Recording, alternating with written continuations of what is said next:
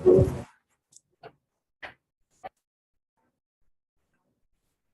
Evening. Good evening sir.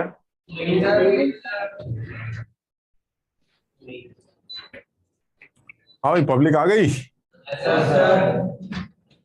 Sir.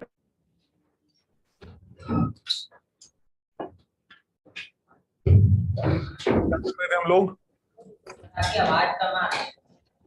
तो last class में आपने पीओएसी बता दिया। अच्छा, पीओसी हो गया था पूरा? ठीक है। तो तुमने यही देखा था, पीओसी एज सच कुछ बहुत बड़ा काम नहीं था, मतलब आप बहुत स्पेसिफिक जगहों पर पीओसी का इस्तेमाल कर सकते हैं। आप ऐसा नहीं है कि कोई भी सवाल उठाया और आपने पीओसी स्टार्ट कर दी कि तुम्हारे जितने एटम वहां हैं उतने ही एटम यहाँ होंगे। तो ये बिल्कुल एब्सर्ड सी बात है। पीओसी करने के लिए आपको बहुत ज्यादा स्पेसिफिक इंफॉर्मेशन गिवन होनी चाहिए कि आप जिस एटम पर कंजर्वेशन लगा रहे हैं वो आपको समझ में आना चाहिए कि वो एटम एक्चुअली जहां से गया है और जहां गया है, अब वो सब पता चलना चाहिए। तो पीओसी एक यूनिक सा कॉन्सेप्ट था जिसके बारे में हम लोगों ने थोड़ा सा डिस्कशन किया। अब इसी में एक स्टेप और आगे बढ़ते हैं। पहले तो मेरे दिमाग में ये आ रहा था कि हम जो है ये वाला जो नेक्स्ट चैप्टर है इसको बाद में करेंगे, बट पता नहीं, मुझे ऐसा लगता है कि इस चैप्टर को सीखने में टाइम लगता है, तो बहुत देर तक जाके सीख पाते हैं। मतलब समझ लो, तो अगर हमने अभी से शुरू किया तो जाके शायद 1 साल 1.5 साल में तुम्हें लगे थोड़ा सा इस चैप्टर में कॉन्फिडेंस आएगा, लेकिन इसको बाद में ही जब करेंगे तब तो दिक्कत है। तो हम इसको थोड़ा सा कर लेते हैं, बाद में इसको फिर से रिवाइज भी कर लेंगे ताकि हमें टाइम मिल जाए। तो ये जो सेकंड चैप्टर है, मेरे हिसाब से आप इसको चाहे पहला चैप्टर का पार्ट माने, बट एक्चुअली ये मैं इसको सेकंड चैप्टर बोलता हूं। This is mole concept 2। तो जो तुमने अभी करा था वो मोल कॉन्सेप्ट 1 था, जिसमें रिएक्शंस की क्वांटिटेटिव एनालिसिस हम कर रहे थे, और उन रिएक्शंस की क्वांटिटेटिव एनालिसिस करने के लिए आपको तमाम तरीके बताए गए थे। और उनमें आपने किया क्या था कि सर आप मुझे एक रिएक्शन दे दीजिए, मैं रिएक्शन को बैलेंस कर लूंगा, बैलेंस करने के बाद बढ़िया अपना कॉन्सेप्ट अप्लाई करूंगा। मोल कॉन्सेप्ट क्या था कि सर रिएक्शन चल रही है, रिएक्शन की बैलेंसिंग कर ली जाएगी, फिर लिमिटिंग रेजेंट चेक कर लिया जाएगा, और लिमिटिंग रेजेंट चेक करने के बाद एनालिसिस स्टार्ट हो जाएगी। तो ये हमने जो किया हुआ है, ये जो एनालिसिस आपने की है, इस चैप्टर में क्या किया है और इस चैप्टर में क्या कमी है जिसकी वजह से आपको अगला चैप्टर पढ़ना पड़ रहा है। और मैं तुम्हें पहले ही बता दूं कि ये जो अगला चैप्टर है ये फिजिकल केमिस्ट्री के सबसे मुश्किल चैप्टर में काउंट किया जाता है। One of the toughest chapter, इसमें कोई शक नहीं है। अब तुम्हें डरा नहीं रहा हूं मैं इसलिए तुम्हें बताना चाह रहा हूं कि अगर मुश्किल है तो सीखने का रीजन क्या है, क्यों सीख रहे हैं। अगर मुश्किल है तो नहीं भी सीखेंगे, सर छोड़ दीजिए आप इसको, बहुत मुश्किल है तो हटाइए, कहां चक्कर में पड़े, ठीक। लेकिन अगर मान लो मैं तुम्हें इसका फायदा दिखाता हूं कि इसका फायदा क्या हो सकता है, तो आपको लगेगा कि यार इतनी मेहनत करने का कुछ नतीजा दिखाई देता है, बिकॉज ये एक ऐसा काम करवाएगा आपसे जो नॉर्मली सोच पाना बड़ा मुश्किल। मैं बताता हूं मैं क्या कह रहा हूं। तुम ये बताओ, क्या ये सवाल, इस तरह के सवाल हमने किए हुए हैं कि जब एक से ज्यादा रिएक्टेंट्स इन्वॉल्व होते हैं और आप उनके जब हमें मोल्स इनडायरेक्ट या डायरेक्ट वे में दे देते हैं, तो एनालिसिस या प्रोडक्ट की एनालिसिस करते वक्त या रिएक्शन की क्वांटिटेटिव एनालिसिस करते वक्त आप लिमिटिंग रिएजेंट कैलकुलेट करके सारी एनालिसिस कर लिया करते थे। ये हम कर सकते हैं, लेकिन ये काम करने के लिए आपको एक केमिकल इक्वेशन की रिक्वायरमेंट होती थी। अब ये बताओ, केमिकल इक्वेशन की रिक्वायरमेंट के दो बात हो गई कि सर या तो वो सवाल इतना इजी है कि मुझे केमिकल इक्वेशन की रिक्वायरमेंट ही नहीं, मैं खुद लिख लूंगा, आप मत दीजिए, मैं खुद लिख लूंगा। अगर वो कहता है कि कैल्शियम कार्बोनेट की हीटिंग करने से CO2 बनती है, कितनी बनती है, क्या बकवास बकवास बकवास, तो मैं आपका आंसर खुद निकाल के दिखा सकता हूं, बिकॉज मुझे पता है कि कैल्शियम कार्बोनेट की हीटिंग की इक्वेशन क्या होती है। इसी तरह से मान लीजिए वो कहता है कि नाइट्रोजन और हाइड्रोजन के मिलने से कितनी अमोनिया बनेगी, अगर अमोनिया इतना बनाना हो तो नाइट्रोजन कितना चाहिए होगा, वगैरह वगैरह। तो सर ये एनालिसिस भी हम कर लेंगे, हमें बैलेंस केमिकल इक्वेशन की जरूरत नहीं है, इक्वेशन हम खुद लिख लेंगे। बात समझ रहे हो? हाँ, अगर कोई ऐसा कोई सवाल आता है सर जिसमें बड़ा उल्टा सीधा इक्वेशन है, तो ऐसे में इक्वेशन आप दे दीजिएगा, मैं उसको बैलेंस कर लूंगा और बैलेंस करके लिमिटिंग रीजन निकालकर एनालिसिस स्टार्ट कर दूंगा। सर यानी ये जो काम हम अब तक कर चुके हैं वो ये था कि जिस तरह की एनालिसिस में मुझे या तो सवाल ऐसा दिया जाता था जिसकी रिएक्शन मुझे पता होती थी, या फिर सवाल ऐसा दिया जाता था जिसकी रिएक्शन मुझे तो नहीं पता होती थी, बट वो रिएक्शन दे देता था, जिसकी वजह से मैं आसानी से उस रिएक्शन को बैलेंस करके अपनी क्वांटिटेटिव एनालिसिस कर लेता। यानी मैं तुम्हें बताऊं मैं करना क्या चाह रहा हूं, या जो हम अब तक कर चुके हैं वो क्या कर चुके हैं। हमने अब तक जो काम किया है वो ये कि मुझे सवालों में मोल्स गिवन होते थे, चाहे डायरेक्ट वे में चाहे इनडायरेक्ट वे में। मैं देखता हूं तुम में से कौन समझदार आदमी मुझे बता सकता है मोल्स गिवन इनडायरेक्ट वे में किस किस फॉर्म में हो सकते हैं, कोई मुझे बताए जरा। रिएक्टेंट्स के जो मोल्स हैं वो इनडायरेक्ट वे में किस किस फॉर्म में दे सकता है? Sir volume at STP. वो अगर कोई गैस है तो सर एसटीपी पर वॉल्यूम दे सकता। Sir amount of substance. हाँ सर, आप कुछ ग्राम श्राम बता दीजिएगा, ग्राम श्राम से भी मोल निकल आते हैं, बिल्कुल सही है सर। आप अमाउंट दे देंगे, हम मोल निकाल लेंगे। या number of particles, number of entities, number of entities दे देंगे तो भी हम मोल निकाल लेंगे। इन तीन के अलावा और कोई तरीका मोल देने का? सर पीवी एंड आरटी वाली इक्वेशन की वैल्यू, कंसंट्रेशन टर्म्स। एक और तरीका था, दैट वाज कंसंट्रेशन टर्म। तुम बड़ा इंपॉर्टेंट था, तुम भूल गए। अगर मैं तुमको बता देता कि HCl की मोलैरिटी इतनी है और उसका वॉल्यूम इतना है, तो तुम्हें याद है HCl के मोल्स निकल आते थे मोलैरिटी इनटू वॉल्यूम करके। याद करो, मोलैरिटी की जब डेफिनेशन लिखी थी तो तुमने क्या लिखा था? Moles of solute divided by volume of solution.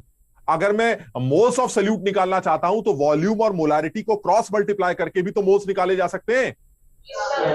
यानी कि कंसंट्रेशन टर्म्स भी इनडायरेक्टली मोल्स प्रोवाइड कर सकता। यानी मेरे कहने का मतलब है कि आपको कोई रिएक्शन दी गई है, उस रिएक्शन में इंडिविजुअल रिएक्टेंट्स हैं, उन रिएक्टेंट्स के डायरेक्ट या इनडायरेक्ट वे में मोल्स गिवन है। अगर वो सॉल्यूशन फेज में रिएक्शन हो रही है तो सॉल्यूशन का वॉल्यूम, सॉल्यूशन की मोलैरिटी मोल्स प्रोवाइड करेगी सॉल्यूट के, और फिर आप मोल कॉन्सेप्ट अप्लाई करके, लिमिटिंग रिएजेंट वगैरह वाला कॉन्सेप्ट अप्लाई करके रिएक्शंस की क्वांटिटेटिव एनालिसिस कर सकते हैं।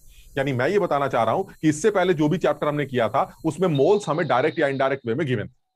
ठीक, अब क्या करते थे जब हमें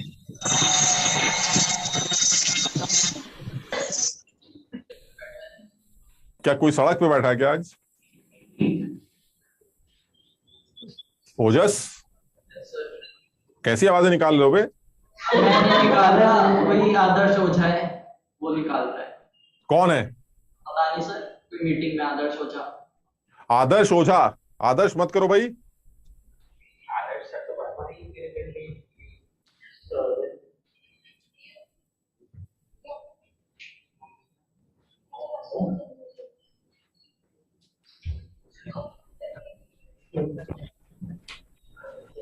आदर्श अपना माइक ऑफ करके रखो बेटा, है ना?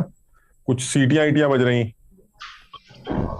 हाँ, तो मैं ये कह रहा हूं कि अब जो अब तक हमने किया वो ये कि आप मुझे रिएक्शन देते थे, रिएक्शन देने के बाद आप रिएक्टेंट्स के मोल्स डायरेक्ट या इनडायरेक्ट वे में दे देते थे। मैं मोल्स को यूज करता था और मोल्स को यूज करके सबसे पहले मोल कॉन्सेप्ट लगाता था, और इस मोल कॉन्सेप्ट को यूज करके मैं रिजल्ट निकाल लिया करता था। यानी मोल कॉन्सेप्ट लगाकर मैं रिजल्ट निकाल लिया करता था।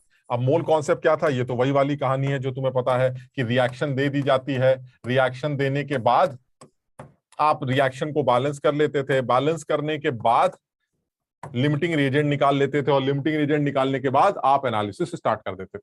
यानी कहने का मतलब ये हुआ, आपको आज इससे पहले सवालों में रिएक्टेंट्स के मोल्स पता चलते डायरेक्ट या इनडायरेक्ट वे में, उन मोल्स को यूज करके आप रिएक्शन देखते थे, रिएक्शन को देखने के बाद आप लिमिटिंग रिएजेंट निकालते थे, और लिमिटिंग रिएजेंट निकालने के बाद आप प्रोडक्ट की एनालिसिस करते थे जिसको मोल कॉन्सेप्ट कहा जाता था, और इससे आपका रिजल्ट निकल के आता था। ये है हमारा फर्स्ट चैप्टर। बताओ, समझे बात को? यानी जो अब तक किया है वो यही है कि सर आपके पास A plus B plus C D करके एक रिएक्शन होती थी, वो आप मुझे दे देते थे, या तो आप दे देते थे या मैं खुद लिख लेता था। यानी सवाल ऐसा था जिसकी रिएक्शन मुझे पता थी, मैंने खुद लिख ली, आप मत दीजिए। लेकिन अगर ऐसी है जो मुझे नहीं पता है तो आप दे दीजिएगा, लिखने के बाद मैं उसको बैलेंस कर लूंगा, बैलेंस करने के बाद लिमिटिंग रिएजेंट निकालूंगा, और लिमिटिंग रिएजेंट निकालते ही मैं पूरी रिएक्शन की एनालिसिस स्टार्ट कर दूंगा, खेल खत्म। चलिए ठीक है। लेकिन सर ये बताइए, अगर रिएक्शन, अब देखो, अब मैं नेक्स्ट चैप्टर पे आ रहा हूं, और तुम्हें तभी उस चैप्टर की इंपॉर्टेंस या इस मुश्किल चैप्टर को सीखने के लिए जो मोटिवेशन चाहिए वो तभी मिलेगा जब एक्चुअली तुम्हें पता चलेगा कि ये तुम्हें किस मुसीबत से बचाना चाह रहा है। अब ये बताओ जरा, अगर मैं आज भी तुम्हें मोल्स दूं और रिएक्शंस प्रोवाइड ना करूं, ठीक, अब आप बताइए क्या आप उस रिएक्शन की क्वांटिटेटिव एनालिसिस कर सकते हैं? क्या किसी भी रिएक्शन की तुम क्वांटिटेटिव एनालिसिस कर सकते हो अगर मैं तुम्हें रिएक्शन प्रोवाइड ना करूं? हाँ सर, कर सकते हैं। ऐसी रिएक्शन हो जो मुझे पता हो। नहीं समझे? ऐसी रिएक्शन दीजिएगा जस्ट जिसके बारे में मुझे आइडिया है। कौन सी होती है ऐसी रिएक्शन? सर वही कैल्शियम कार्बोनेट में आग लगा दीजिए, अब पानी बना दीजिए, अमोनिया बना दीजिए, वही बेसिक रिएक्शन। आप इनकी इक्वेशन मत दीजिए, मैं एनालिसिस करके दिखा दूंगा, क्योंकि इनकी इक्वेशंस मुझे पता है। क्लियर है यहां तक? लेकिन मान लीजिए ऐसी कोई रिएक्शन होती जिसका आइडिया आपको होता ही नहीं, और मैं आपको दे भी नहीं रहा हूं वो रिएक्शन। अब बताइए क्या आप रिएक्शन की क्वांटिटेटिव या उस रिएक्शन की क्वांटिटेटिव एनालिसिस कर सकते हैं? ना वो दी गई है ना वो आपको आती। आप बताओ, आप कर सकते हो? मैं एग्जांपल से तुम्हें इस बात को समझाता हूं। ऐसे मान लेते हैं FeC2O4, ऐसी बड़ा अजीब सा रिएक्शन लिख रहा हूं, आयरन ऑक्सिलेट जो है वो KMnO4 से रिएक्ट कर रहा है एसिडिक मीडियम में। ये रिएक्शन, सवाल ये है, मैंने रिएक्शन नहीं लिखी, मैं सिर्फ तुम्हें एक लैंग्वेज में सवाल बोल रहा हूं। सवाल ये है, कितने मोल आयरन ऑक्सिलेट के FeC2O4 के कंज्यूम होंगे अगर KMnO4 के 2 मोल यूज हुए तो? अब तुम ये बताओ, KMnO4 के मोल्स दे रखे हैं, आयरन ऑक्सिलेट के इस FeC2O4 के मोल्स हमें निकालने। क्या यह सवाल तब किया जा सकता था जब ये रिएक्शन बैलेंस होती? जैसे मान लो मैं तुम्हें बता देता हूं, मान लीजिए इस रिएक्शन की बैलेंसिंग मैं तुम्हें बता देता हूं, इस रिएक्शन की बैलेंसिंग ये है, मान लीजिए यहां 5 आएगा और यहां 3 आएगा। अब बताओ, अब ये सवाल किया जा सकता है कि नहीं? अब आप इस सवाल को कैसे बोलेंगे? 3 मोल KMnO4 के अगर होते तो आयरन ऑक्सिलेट के कितने मोल कंज्यूम होते? 5। अगर इसका 1 मोल होता तो 5/3, 3/5। और अगर KMnO4 के 2 होते तो 5/3 × 2। बताओ, समझे बात को? सर लेकिन आपने ये काम तभी तो किया ना जब आपने यहां 5 और 3 लिख दिया, तभी तो आप बता पाए कि KMnO4 के अगर 2 मोल्स कंज्यूम होते तो आयरन ऑक्सिलेट के कितने मोल्स कंज्यूम होते। ये आप तभी तो कर पा रहे हैं जब आप यहां 3 और 5 लिख रहे हैं। लेकिन सर अगर यहां 3 और 5 ना लिखा जाए, आप बताइए आप इस सवाल का आंसर कैसे 5/3 × 2 निकल के आएगा? अब आप बताइए आंसर कैसे निकाले? अब तो मुसीबत है।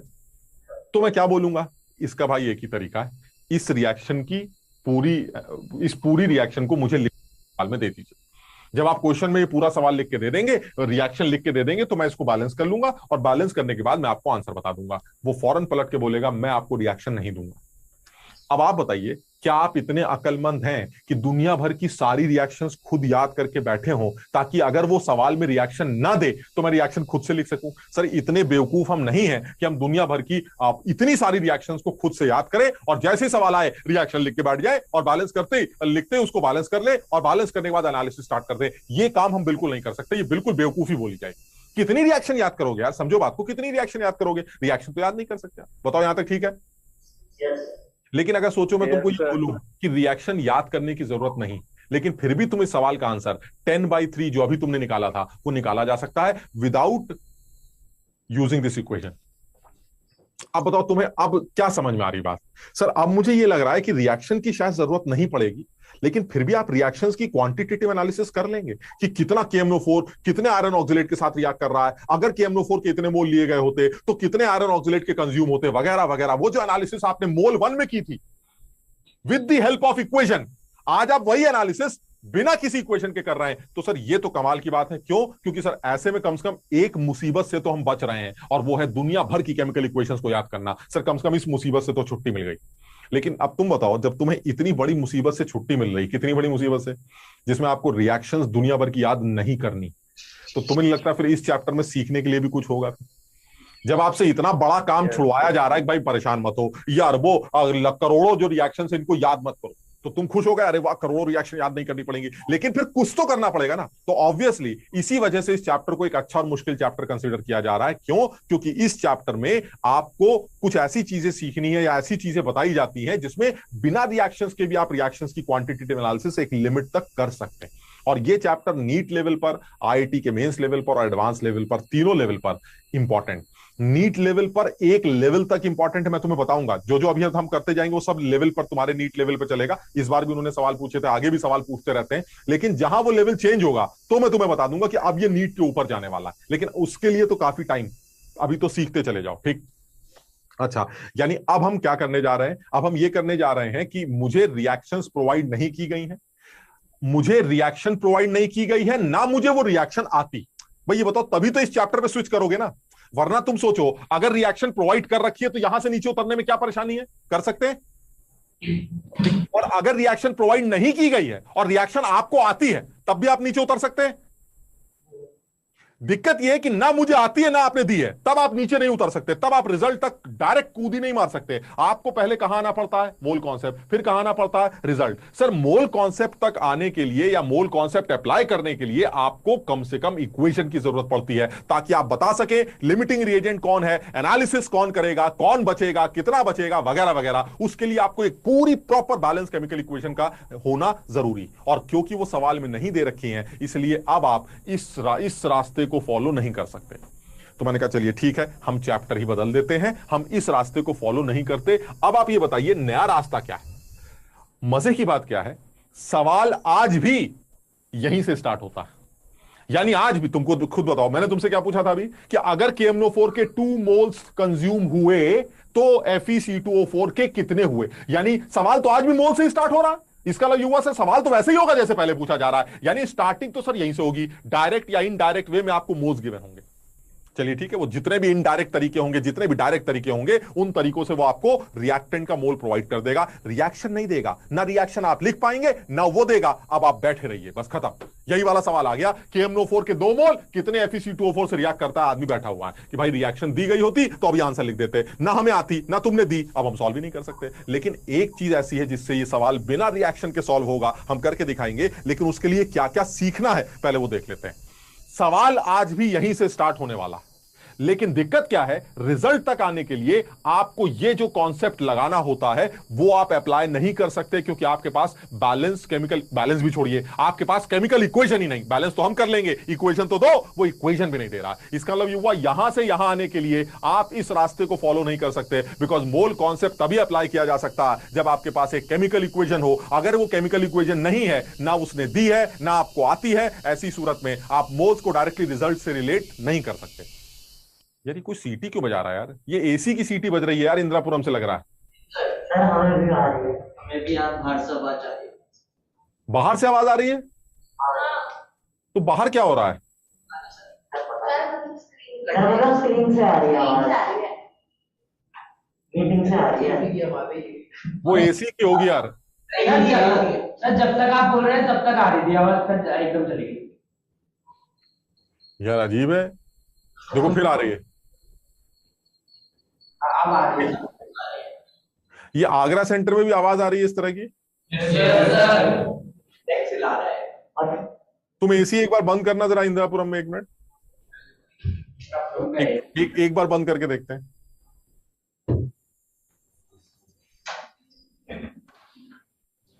अभी भी आ रही है यार। सर कोई बच्चा है, कोई किसी बच्चे का माइक ऑन है क्या? एको कर रहा होगा सर।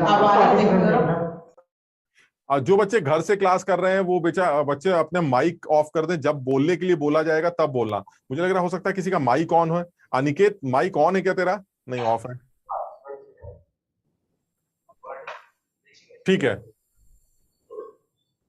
मतलब थोड़ा सा डिस्टर्बिंग सी आवाज लग रही है। मतलब अगर तुम्हें ठीक लग रहा है तो चलने देते हैं। मतलब सुना मेरी आवाज सुनाई दे रही है? Yes sir. ठीक है, 1 सेकंड रुकना।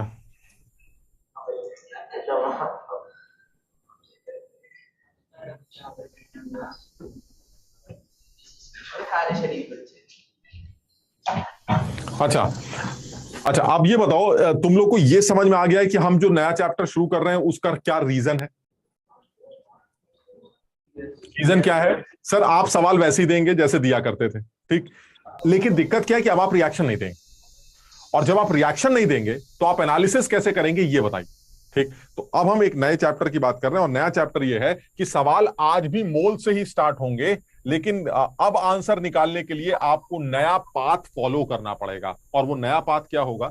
वो नया पाथ ये होगा कि आप जो है सबसे पहले मोल्स को कन्वर्ट करेंगे इक्विवेलेंट्स में। मैं अभी बताऊंगा ये कैसे करेंगे, इक्विवेलेंट्स में।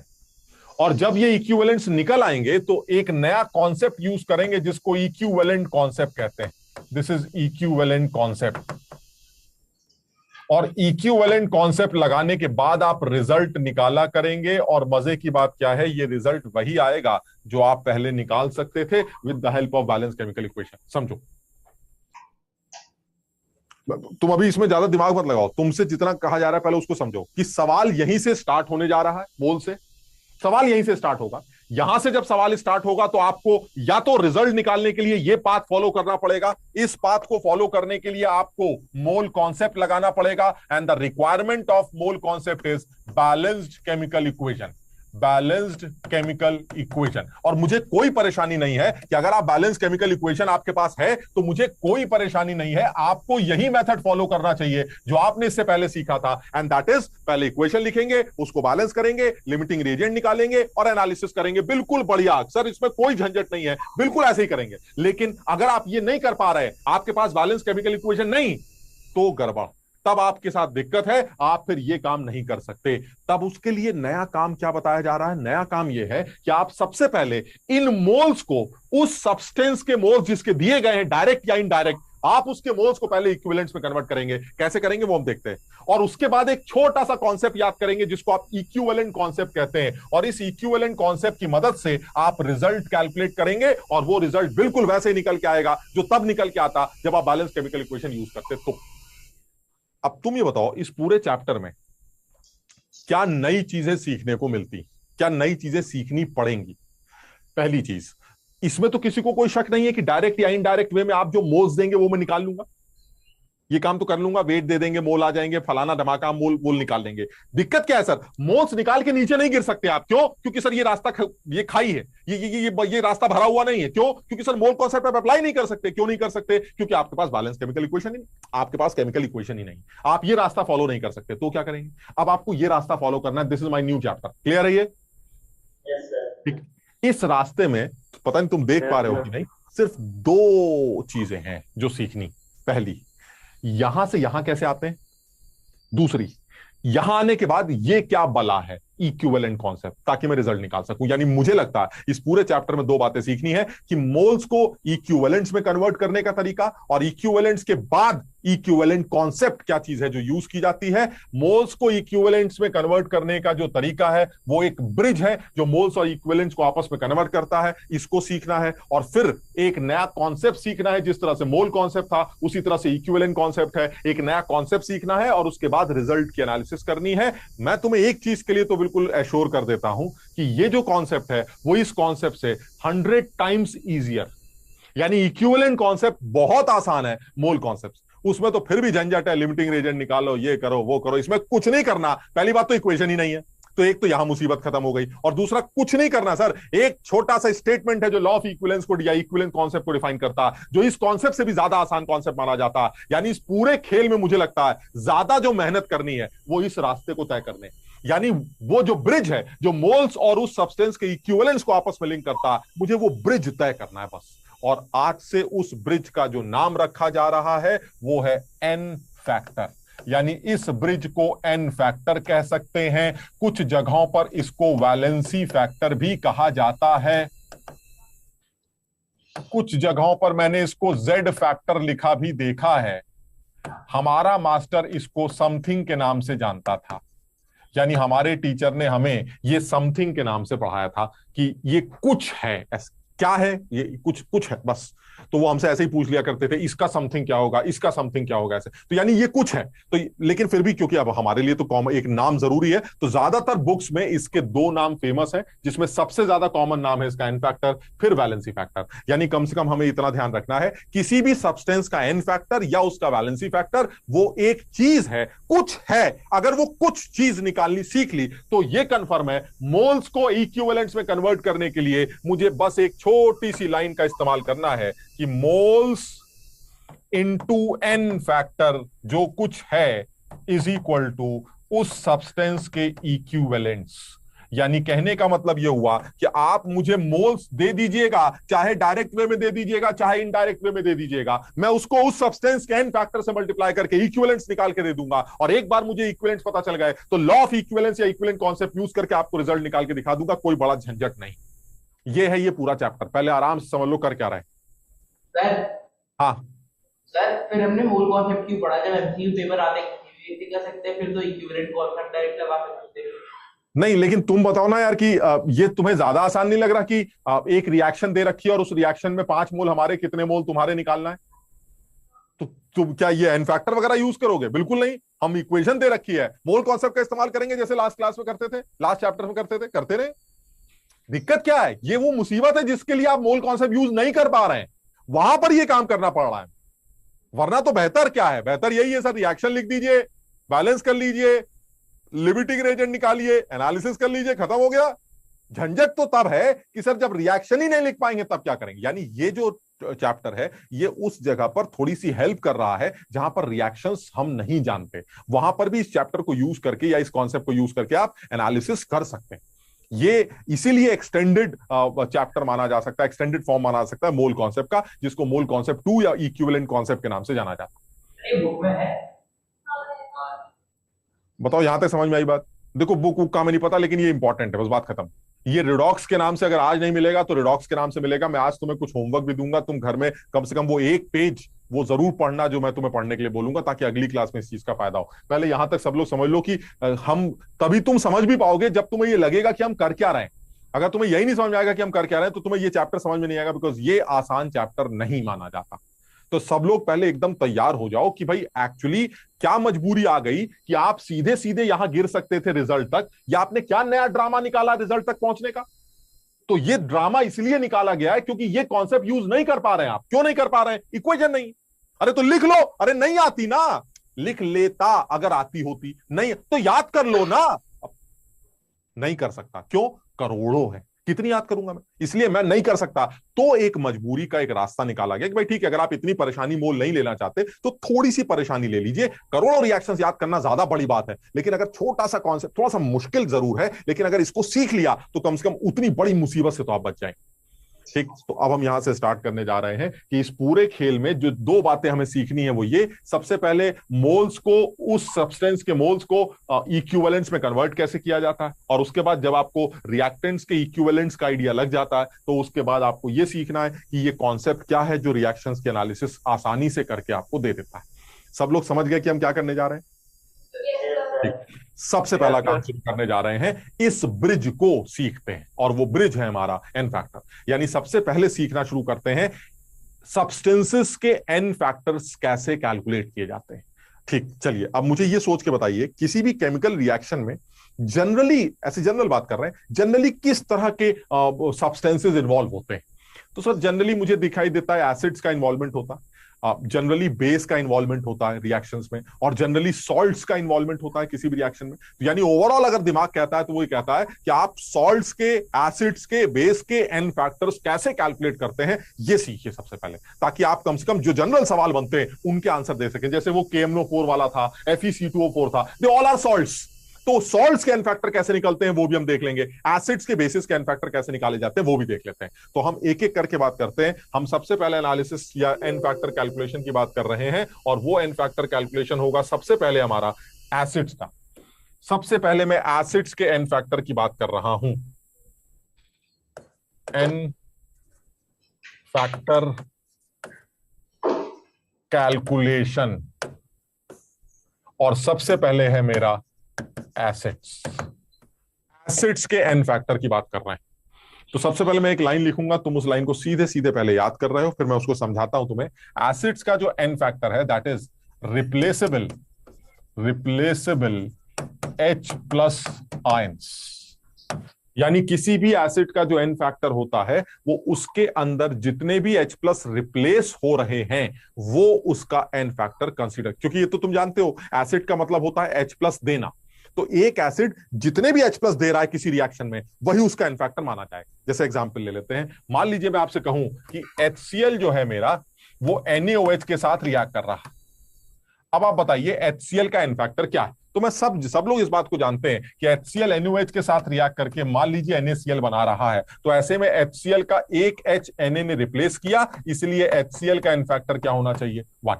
यानी जितने भी H+ रिप्लेस हो रहे हैं वही मेरा एन फैक्टर होगा। इसी तरह से मान लीजिए H2SO4 के पास कितने H हैं जो रिप्लेस हो सकते हैं? 2। लेकिन अगर दोनों हो गए तो एन फैक्टर 2 होगा, और अगर एक ही हुआ तो एन फैक्टर 1 होगा। यानी अगर मान लीजिए NaOH हमारे पास हो और वो कन्वर्ट कर रहा है इसको Na2SO4 में, अब जरा बताओ कितने H रिप्लेस हो रहे हैं? सोडियम ने कितने H को रिप्लेस किया? 2, इसलिए एन फैक्टर क्या आ गया? 2। लेकिन अगर ये भी हो सकता था कि H2SO4 इसी NaOH के साथ रिएक्ट करे लेकिन एक ही H को रिप्लेस करवाए क्योंकि NaOH कम है, तो ऐसे में सोडियम बाइसल्फेट बनेगा, और ऐसे में जो एन फैक्टर निकल के आएगा वो 1 निकल के आएगा। क्यों? क्योंकि इस केस में आपने दोनों H को रिप्लेस नहीं करवाया सोडियम से, एक H तो अभी भी बचा हुआ है। यानी इसका मतलब ये हुआ H2SO4 एक ऐसा आदमी है जिसका एन फैक्टर 1 भी हो सकता था, 2 भी हो सकता था। अगर दोनों H रिप्लेस हो गए तो एन फैक्टर 2 माना जाएगा, और अगर एक ही H रिप्लेस हुआ तो एन फैक्टर 1 कंसीडर किया जाएगा। बताओ समझे? यानी किसी भी एसिड का, चाहे वो आपको पहचानने में आता हो, चाहे आप उस एसिड के बारे में ना जानते हो, किसी भी एसिड का एन फैक्टर रिप्लेसेबल H से निकाला जाना चाहिए। जितनी भी H उसकी रिप्लेसेबल है, that should be the n factor. किसी रिएक्शन में अगर उसकी सारी H रिप्लेस हो गई तो एन फैक्टर उसका निकाल लिया जाएगा। अगर कोई एक ही H रिप्लेस हुई तो एन फैक्टर 1, कोई 2 H रिप्लेस हुई तो एन फैक्टर 2। इसी तरह से जैसे H3PO4 होता है, ये नोट कर लिया सबने? नोट कर लो भाई इसको, फिर आगे बढ़ते हैं।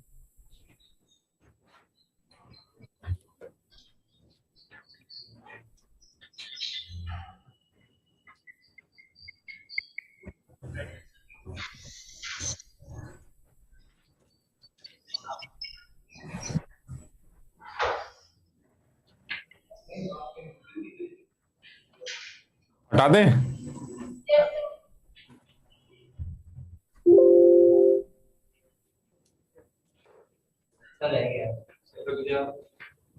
नोट नहीं हुआ।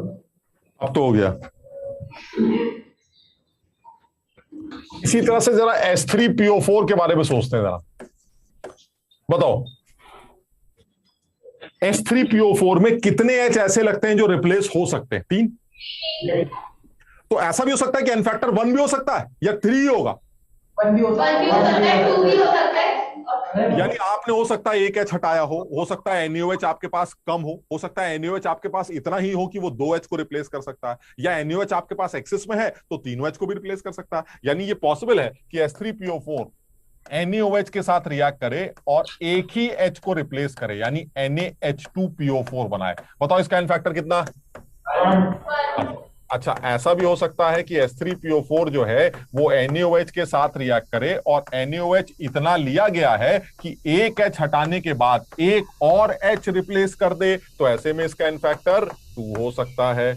ऐसा भी पॉसिबल है कि आपके पास NaOH इतना सारा है कि वो एक H को भी खा जाएगा, फिर दूसरे H को भी खा जाएगा, फिर तीसरे H को भी खा जाएगा, और फिर फाइनली सोडियम फॉस्फेट में कन्वर्ट होगा। इसका मतलब ऐसे में इसका एन फैक्टर 3 निकाला जाए।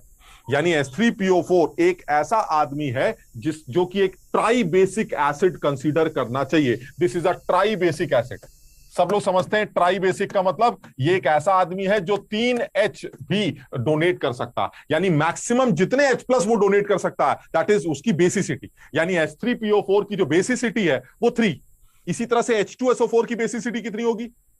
क्योंकि जितने मैक्सिमम रिप्लेस कर सकते हैं, that is basicity. So the basicity of H3PO4 is 3, but the n factor will be either 1, 2 और 3। इट डिपेंड्स कि कितने H रिएक्शन में रिप्लेस हो रहे हैं। यानी बेसिसिटी का मतलब होता है जितने मैक्सिमम रिप्लेस हो सकते हैं, और जितने हो रहे हैं वो आपका एन फैक्टर होगा, and that depends the amount of the base include करा गया है। अगर बेस ज्यादा है तो वो सारे H को रिप्लेस कर सकता है, अदरवाइज एक ऐसा एसिड जिसके पास 3 हाइड्रोजन रिप्लेसेबल हैं, उन तीनों में से तीनों भी रिप्लेस हो सकते हैं, एक भी हो सकता है, 2 भी हो सकता है। तो जिस रिएक्शन में जितने H रिप्लेसेबल हैं वही उसका एन फैक्टर कंसीडर किया जाना चाहिए। पहले यहां तक आराम से समझ लो। यानी एसिड्स के एन फैक्टर निकालने में आपको सिर्फ इस बात का ध्यान देना है कि अगर वो एसिड है तो आपका आंसर रिप्लेसेबल H से निकल के आएगा। अगर आपको ये पता चल जाए कि कितने H रिप्लेसेबल हैं तो आप उसका एन फैक्टर चेक कर सकते हैं। लेकिन हमें रिएक्शन तो दे नहीं रही। हाँ, नहीं रिएक्शन नहीं, ये इस तरह से नहीं रिएक्शन देगा। वो यही कहेगा कि भाई H3PO4 is converted into H3PO4 converts into Na3PO4। बताइए एन फैक्टर कितना? तो कम से कम इतना तो वो इंफॉर्मेशन देगा। अदरवाइज आप क्या लिख के आएंगे? The n factor of H3PO4 is either 1, 2 और 3। इट डिपेंड्स कि आपने उसके कितने H रिप्लेस करवाए। तो वो फिर सवाल का आंसर हम 1, 2, 3 करके दे देंगे। और अगर वो कह देता है कि H3PO4 जो है वो Na2HPO4 में कन्वर्ट हो रहा है, तो अगर H3PO4 Na2HPO4 में कन्वर्ट हो रहा है तो भी मुझे पता है कि उस केस में उसका एन फैक्टर क्या निकल के आएगा? वो 2 निकल। यानी या तो आप मुझे बता दें कि उसका कन्वर्जन किस में हो रहा है तो मैं उसका एन फैक्टर बता सकता हूं, और नहीं तो मेरे हिसाब से इस H3PO4 के एन फैक्टर 3 होंगे, एक 1, एक 2 और एक 3। दैट डिपेंड्स कि कितने H वो रिप्लेस करवा रहा। ठीक है ये? ठीक। दूसरी बात, कितने एसिड्स के नाम तुम जानते हो पहले बताओ। अगर मैं तुम में से किसी से पूछूं कि जरा मुझे 5 एसिड्स के नाम बता दो, तो तुम 3 एसिड के नाम बताने के बाद ए करना शुरू कर दो, याद ही नहीं है। तो फिर इसका मतलब ये हुआ कि सर क्या मैं सारे एसिड्स को याद करके जाऊंगा कि ये एक एसिड है, ये भी एसिड है, इसका इनफैक्टर रिप्लेसेबल एच से निकलेगा, इसका रिप्लेसेबल एच से निकलेगा। नहीं नहीं नहीं, ऐसा नहीं करेंगे। हम बताते क्या करना है। कई बार ऐसे भी सवाल देखने को मिल सकते हैं जो अच्छे सवाल बन सकते हैं कि आप उस आदमी को पहचान ही नहीं पा रहे हैं कि वो एसिड। अब तुम ये बताओ, जब तुम ये पहचान ही नहीं पा रहे हो कि वो एसिड है, तो उसका इनफैक्टर कैसे निकालोगे? क्योंकि तुमने क्या सीखा है अब तक कि एसिड का जो इनफैक्टर होता है, तुम दिखते हो नहीं दिखते हो मुझे इससे मतलब नहीं, मैंने कितने एसिड देखे। तुम अपने देखने पर नहीं जा सकते ना कि सर ये तो देखा नहीं हमने, तो ये एसिड नहीं होगा। अरे तुमने देखा ही नहीं यार, 2-4 एसिड के नाम जानते हो तुम, तुम्हें दुनिया भर के एसिड का पता नहीं है। तो तुम अगर ये पहचानने के चक्कर में रहे कि सर ये आदमी तो हमने देखा नहीं है, ये एसिड नहीं हो सकता, तो आप बेवकूफ है।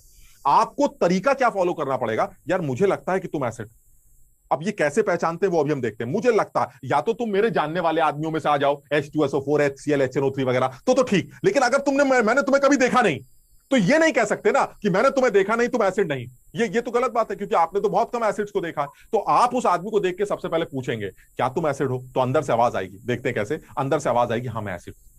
जैसे उसने आवाज लगा, फिर ये मत देखना तुम एसिड कैसे हो सकते हो, तुमको तो मैं कभी देखा ही नहीं, मैं तो तुमको जानता ही नहीं, ये मत कहना। अगर उसने ये कह दिया कि मैं एसिड हूं, तो बात खत्म। अगर वो एसिड है तो तुम्हें सिर्फ एक चीज देखनी है, क्या? रिप्लेसेबल एच कितनी, तुम्हारे पास कितनी हाइड्रोजन है जो रिप्लेस होने जा रही है, that will be the n-factor. क्योंकि चाहे कुछ भी हो जाए, चाहे वो आदमी मुझे जानने वाला मिले, चाहे वो मेरा जानने वाला आदमी ना हो, अगर मुझे किसी ने ये बता दिया कि वो एसिड है, तो सिर्फ एक तरीका है उसका इनफैक्टर निकालने का, रिप्लेसेबल एच। बस बात खत्म।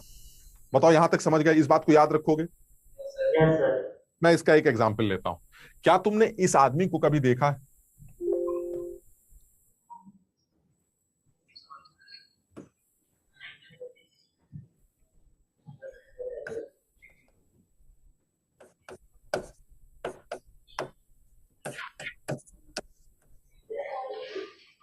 क्या इस आदमी के बारे में हम जानते हैं कि ये एक एसिड है? क्या है ये? हमने तो नहीं सुना सर, ये पता नहीं क्या दे रखा है। आप कह रहे बताओ इसका इनफैक्टर क्या? तो मैंने कहा एक सेकंड रुकिए, है कौन, किसके इनफैक्टर की बात कर रहे हैं? लॉजिकली अगर देखें तो ये सॉल्ट, बताओ समझ पा रहे हो? कैटायन K+H+, ऑक्सिलेट आयन जैसे नाइट्रेट, कार्बोनेट, सल्फेट, ये सब सॉल्ट के अंदर ही तो होते हैं। तो सर ये तो सॉल्ट जैसा लगता छोड़ो, मुझे इसका इनफैक्टर बताओ। मुझे नहीं समझ में आता सर, क्योंकि मुझे तो सिर्फ एक एसिड का इनफैक्टर पढ़ाया गया था और पता नहीं ये एसिड है कि नहीं, क्योंकि मेरे जानने वाला तो नहीं। अब तुम जरा देखना, अब तुम बताओ इसका इनफैक्टर। मैं सर इस आदमी के बारे में नहीं जानता, लेकिन इस आदमी से बचपन से हमारा नाता है। ये बेस सर, ये एनएच बेस, और अगर एनएच बेस है तो और तुम उससे रिएक्ट कर रहे हो, तो तुम हमारे जानने वाले हो या ना हो, तुम एसिड। बताओ समझे बात? यानी जो आदमी NaOH से रिएक्ट कर रहा है, जो कि खुद एक बेस होता है, तो वो आदमी तो पक्का एक एसिड होगा ना। और अगर अंदर से ये आवाज आ गई कि ये एसिड है, फिर ये मत देखो कि तुमने सुना है नहीं सुना, ऐसी की तैसी तुम्हारी, तुमने क्या ही सुना है। तो तुम सीधे सीधे से पूछोगे तेरे पास कितने हाइड्रोजन है, ये बता दे, बस बात खत्म। कितने हाइड्रोजन दिखाई देते हैं? भाई मुझे तुमसे मतलब नहीं है, तुम्हारा इनफैक्टर मुझे समझ में आता है, इस रिएक्शन में तुम्हारा इनफैक्टर वाई होगा। बताओ समझे? अच्छा, यही काम मैं तुम्हें और उल्टा समझाने के लिए क्या बताता हूं। अब बताइए इसका इनफैक्टर क्या होगा। इसी आदमी की रिएक्शन जो है वो KMNO4 के साथ हो रही है, इसी आदमी की। अब तुम कहोगे सर ये आदमी हमारे जानने वाला नहीं है। अरे कोई बात नहीं, अब ये KMNO4 से रिएक्ट कर रहा है। अब बताइए जरा, अब क्या आप ये कह सकते हैं कि जिस आदमी से आप रिएक्ट कर रहे हैं वो आदमी बेस है, इसीलिए मैं एसिड हूं? क्या तुम जानते हो KMNO4 के बारे में कुछ भी? पोटेशियम परमैंगनेट के बारे में कुछ भी जानते हो? तुम एक चीज बता दो, कोई बड़ी इंपॉर्टेंट और आसान चीजें तुमने सुनी होगी। ऑक्सीडाइजिंग एजेंट होता है। KMNO4 एक ऑक्सीडाइजिंग एजेंट होता है, ये सामने वाले को ऑक्सीडाइज करने की कोशिश करता है, बेस नहीं होता है ये, समझो। आगे भी धीरे धीरे करके तुम्हें बातें पता चलेंगी। क्या तुम KMNO4 को बेस कहते हो? तुम्हें पता ना बेस किसे कहते हैं? NaOH, KOH, POH, DOH, यही सब तो बेस होते हैं। Sir this is not a base, KMNO4 base नहीं हो सकता। सर ये तो एक ऑक्सीडाइजिंग एजेंट है, और अगर ये ऑक्सीडाइजिंग एजेंट है तो पक्का जिससे रिएक्ट कर रहे हैं वो रिड्यूसिंग एजेंट होगा।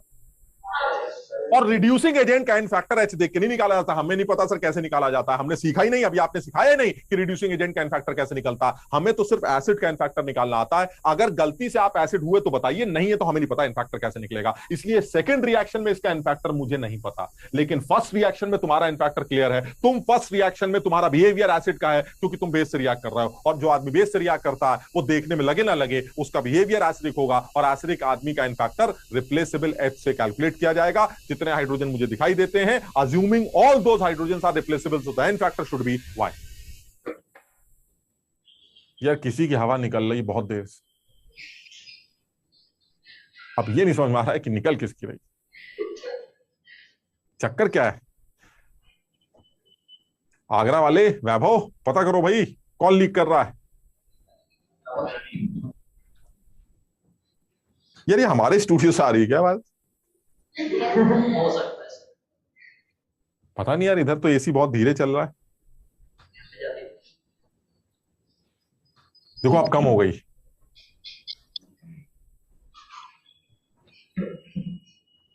लवली, तुम्हारे पास भी आवाज आ रही है इस तरह की? Yes sir. इसका मतलब सब लोगों को जा रही है यार, ये चक्कर क्या है, बड़ा डिस्टर्बिंग सा है। बहरहाल आज यार ये इंदिरापुरम में एक दो बच्चे नए से दिख रहे हैं। ये बच्ची एक बैठी है पीछे। बेटा तुम नए आज फर्स्ट क्लास है तुम्हारी, तो तुम किस स्कूल की बच्ची हो? तो तुम्हें बेटा ये समझ में आ रहा है, थोड़ा सा मुश्किल तो है तुमने, लेकिन ये थोड़ा बहुत मोल पढ़ा है तुमने, मोल वोल निकालना और ये सब चीजें स्कूल में करा है थोड़ा बहुत। 9th क्लास में कभी निकालना सीखा हो, मोल किसे कहते हैं, वेट कैसे निकलता है, मॉलिक्यूलर वेट किसे कहते हैं। एक ये थोड़ा सा ना एक ये काम करना पड़ेगा, बिकॉज अब ये चैप्टर जो पुराना वाला चैप्टर था मोल कॉन्सेप्ट का, वो तो एक अच्छा चैप्टर है, उसको हमने कवर कर लिया है। उसी का एक एक्सटेंडेड फॉर्म है ये। तो जो तुम्हें अभी करा रहा हूं मैं, वो समझ में आ रहा है कि मैं जो बोल रहा हूँ वो तुम लोग जैसे बाकी बच्चों के लिए भी सब कुछ नया है, तो तुम्हें ये समझ में आ रहा है कि एन फैक्टर कैसे निकल रहा है, एसिड का एच को देखकर निकाला जाएगा। यहां तक समझ में आ रहा है ये?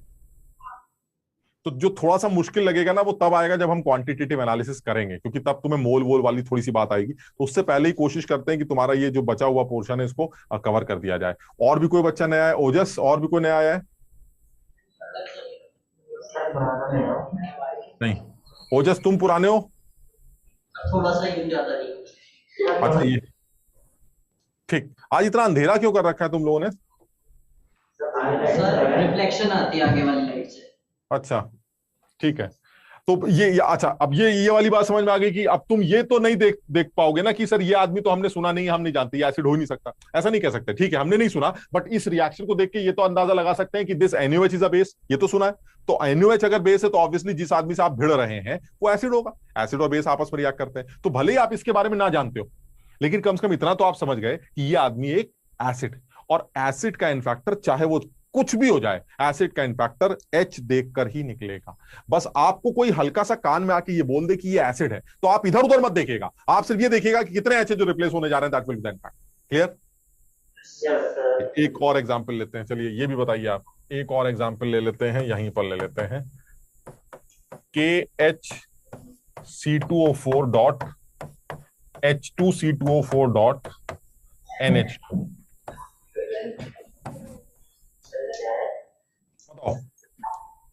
इस आदमी का एन फैक्टर, हाँ बोलो बेटा। क्या?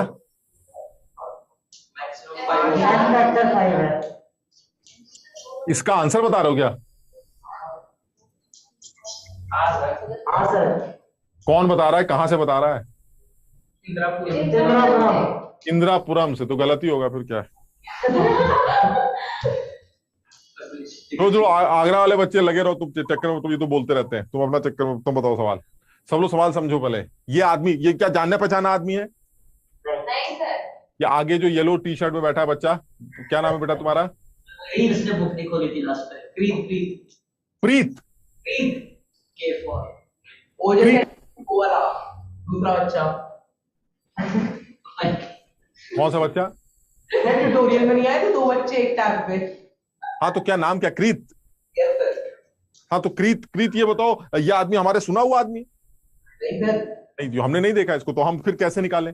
तो हम तो नहीं जानते इसको, लेकिन इसको तो जानते हैं हम। Yes sir. अगर ये आदमी बेस है तो तुम कुछ भी हो जाओ एसिड ही माने जाओगे। Yes sir. अगर तुम एसिड माने जाओगे तो तुम्हारा इन फैक्टर निकालेगा एक ही तरीका है, तुम्हारे पास कितने हाइड्रोजन है जो निकलने जा रहे हैं। Yes sir. तो फिर तो सोचना ही नहीं है, बिल्कुल साफ दिखाई देता है। एक हाइड्रोजन ये है जो निकल सकती है और दो हाइड्रोजन ये है। ये तो this is water of crystallisation, सुना है ना तुमने, this is water of crystallisation. जैसे ही आप इसको NaOH के साथ मिलाएंगे ये पानी अपना अलग हो जाएगा, मिक्स हो जाएगा बस। इससे H नहीं निकल के आएंगे। H कहां से निकल के आ रहे हैं? H एक तो यहां से आ रहा है, दो H यहां से निकल के आ रहे हैं। This is water of crystallisation. जब आप इसको NaOH के साथ मिलाएंगे तो ये मिक्स होकर पानी बन जाएगा बस ऐसे। यानी अल्टीमेटली हाइड्रोजन कहां से निकल सकता है? एक यहां से निकल सकता है, दो यहां से निकल सकता है। So in this reaction the n factor of this KHC2O4 is n factor is 3। समझ में आया?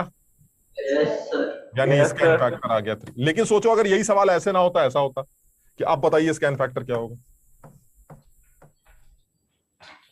ये एक ऑक्सीडाइजिंग एजेंट मैंने डाल दिया यहां पर। अब अगर आपने एक ऑक्सीडाइजिंग एजेंट डाल दिया तो क्या ये एसिड है फिर? नहीं सर, ये तो रिड्यूसिंग। और रिड्यूसिंग एजेंट का एन फैक्टर मत पूछिएगा सर, ये आपने सिखाया ही नहीं है, हमें नहीं आता कैसे निकलता। क्लियर है ना? यानी मैं ये कहना चाह रहा हूं कि किसी एक ही आदमी का reaction to reaction n factor बदल सकता है। आज मेरा बिहेवियर एसिड जैसा है तो मेरा एन फैक्टर ये है, आज मेरा बिहेवियर रिड्यूसिंग एजेंट जैसा है तो मेरा एन फैक्टर ये है। यानी रिएक्शन टू रिएक्शन किसी एक ही आदमी का एन फैक्टर वेरी कर सकता है। दैट डिपेंड्स कि वो आदमी किस रिएक्शन में किस तरह से बिहेव कर रहा है। As an acid the n factor is always किस तरह से निकाला जाएगा? रिप्लेसेबल H को देखकर ही आप उसका एन फैक्टर डिसाइड करेंगे एज एन एसिड। इसके अलावा आपका बिहेवियर क्या है मुझे इससे मतलब नहीं। बताओ, समझे यहां तक? ठीक। अब इसमें एक झंझट है यार। अब क्योंकि तुमको ये शुरू में मैंने बता दिया कि भाई ये चैप्टर थोड़ा सा टफ है, तो मैं तुम्हें अब आता हूं जरा सी झंझट के अंदर। इसी एसिड के अंदर एक दो झंझटें ये हैं कि कुछ एक्सेप्शंस भी आते हैं। देखने से कुछ लगता है, होता कुछ। क्या है वो झंझट, वो भी देख लेते हैं, क्योंकि सारी चीजें करनी है तो ऑब्वियसली याद रखनी पड़ेंगी, और ये तो करना ही है यार, ये तो आता ही आता है। तुम बताओ, देखने से तुम्हें ये क्या लगता है? ये आदमी की बेसिसिटी तुम्हें क्या लगती है देखने से? H3PO3। देखने से इसकी बेसिसिटी का मतलब मैक्सिमम कितने H निकल सकते देखने से? देखने से सर इसमें 3 हाइड्रोजन दिखाई देते हैं, तो देखने से इसकी बेसिसिटी 3 लगती है। अच्छा, अगर 3 होती है मान लो, तो इसका एन फैक्टर क्या क्या हो सकता है? सर एन फैक्टर 1 भी हो सकता है, 2 भी हो सकता है। वो डिपेंड करता है कितने आपने निपटाए। अगर NaOH कम है तो 1 ले लीजिए, थोड़ा ज्यादा है तो 2 हो जाएगा और ज्यादा। यानी वो डिपेंड करता है कि रिएक्शन में NaOH ने कितने H एक्सट्रैक्ट किए। तो बेसिसिटी 3 है हमें लगती है, तो एन फैक्टर 1 2 3 में से कुछ भी हो सकता है। ठीक, तो इसमें तो कोई झंझट ही नहीं। झंझट ये है कि इसकी बेसिसिटी ही 3 नहीं, इसकी बेसिसिटी 2।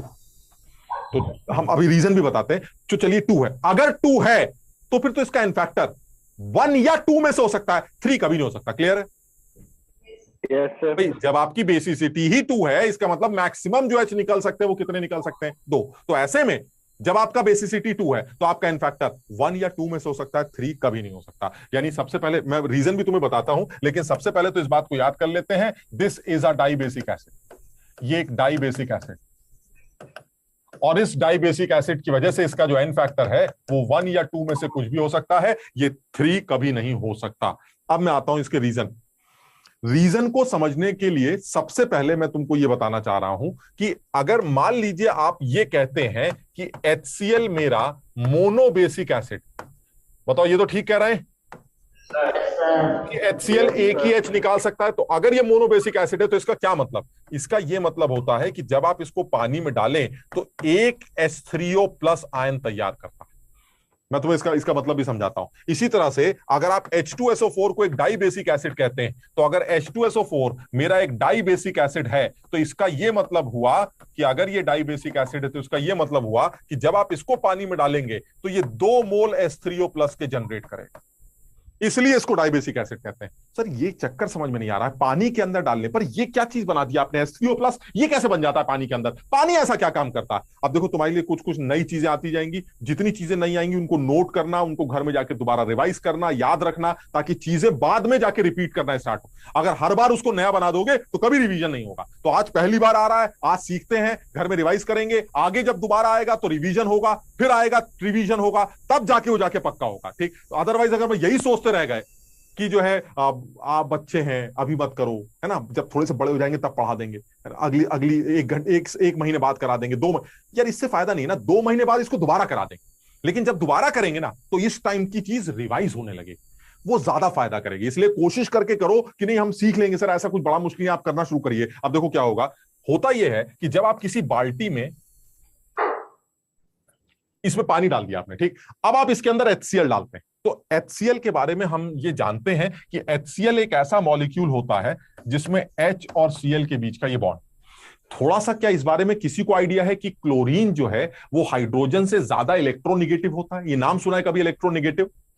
अच्छा, बहुत बढ़िया, तब तो काम ही खत्म, कोई मुश्किल ही नहीं बचा। फिर हम तो ये सोच रहे थे तुम्हें पता ही नहीं होगा। अच्छा, अगर क्लोरीन हाइड्रोजन से ज्यादा इलेक्ट्रोनेगेटिव है तो क्या ये मानते हो कि शेयर्ड इलेक्ट्रॉन्स, जो 2 शेयर्ड इलेक्ट्रॉन्स हैं, ये क्लोरीन की तरफ थोड़ा शिफ्ट होने लगेंगे? और अगर ये शेयर्ड इलेक्ट्रॉन्स क्लोरीन की तरफ शिफ्ट होने लगेंगे तो क्लोरीन के ऊपर एक पार्शल सा निगेटिव चार्ज और हाइड्रोजन पर एक पार्शल सा पॉजिटिव फीलिंग आने लगेगी। भाई ऐसा हो गया, मेरा अपना इलेक्ट्रॉन, तुम्हारा इलेक्ट्रॉन, हम दोनों ने एक इलेक्ट्रॉन शेयरिंग में लग रखा है, ठीक। अब मान लीजिए मैं ज्यादा इलेक्ट्रॉन चूसने वाला आदमी हूं, ज्यादा इलेक्ट्रोनेगेटिव हूं, तो वो जो शेयर्ड इलेक्ट्रॉन्स है ये मेरे पास अट्रैक्ट होने लगेंगे। तो अगर वो शेयर्ड इलेक्ट्रॉन मेरे पास आने लगेंगे तो उन शेयर्ड इलेक्ट्रॉन्स में से एक इलेक्ट्रॉन तुम्हारा भी है। वो इलेक्ट्रॉन अगर मेरे पास आने लगेगा तो तुम्हारे ऊपर इलेक्ट्रॉन की कमी आने लगेगी, पार्शियल पॉजिटिव फीलिंग आने लगेगी, डेल प्लस। और बगल वाले आदमी पे जिसने इलेक्ट्रॉन को ज्यादा चूसा है उसके ऊपर पार्शियल नेगेटिव चार्ज की फीलिंग आने लगेगी। इसका मतलब HCl का जो मॉलिक्यूल है वो एक पोलर मॉलिक्यूल है जिसमें प्लस पोल भी एग्जिस्ट करता है और माइनस पोल भी एग्जिस्ट करता है। क्लियर है यहां तक? अब आप इसको पानी में डुबो दीजिए। अब मैं पानी के बारे में बात करता हूं। पानी जो मॉलिक्यूल है ये तुम्हारे लिए बिल्कुल नई बात है, तुम सब लोग इस बात को याद रखेंगे। वाटर का जो मॉलिक्यूल होता है वो ऐसा होता है, दिस इज वाटर मॉलिक्यूल। और इस वाटर मॉलिक्यूल में ऑक्सीजन के ऊपर 2 लोन पेयर होते हैं, दिस इज वाटर मॉलिक्यूल।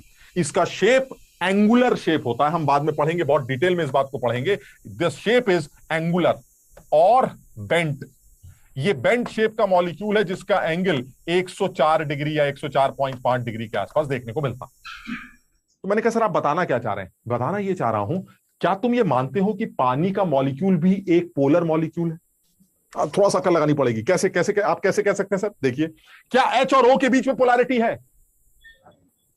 क्या H और O की निगेटिविटी में अंतर है?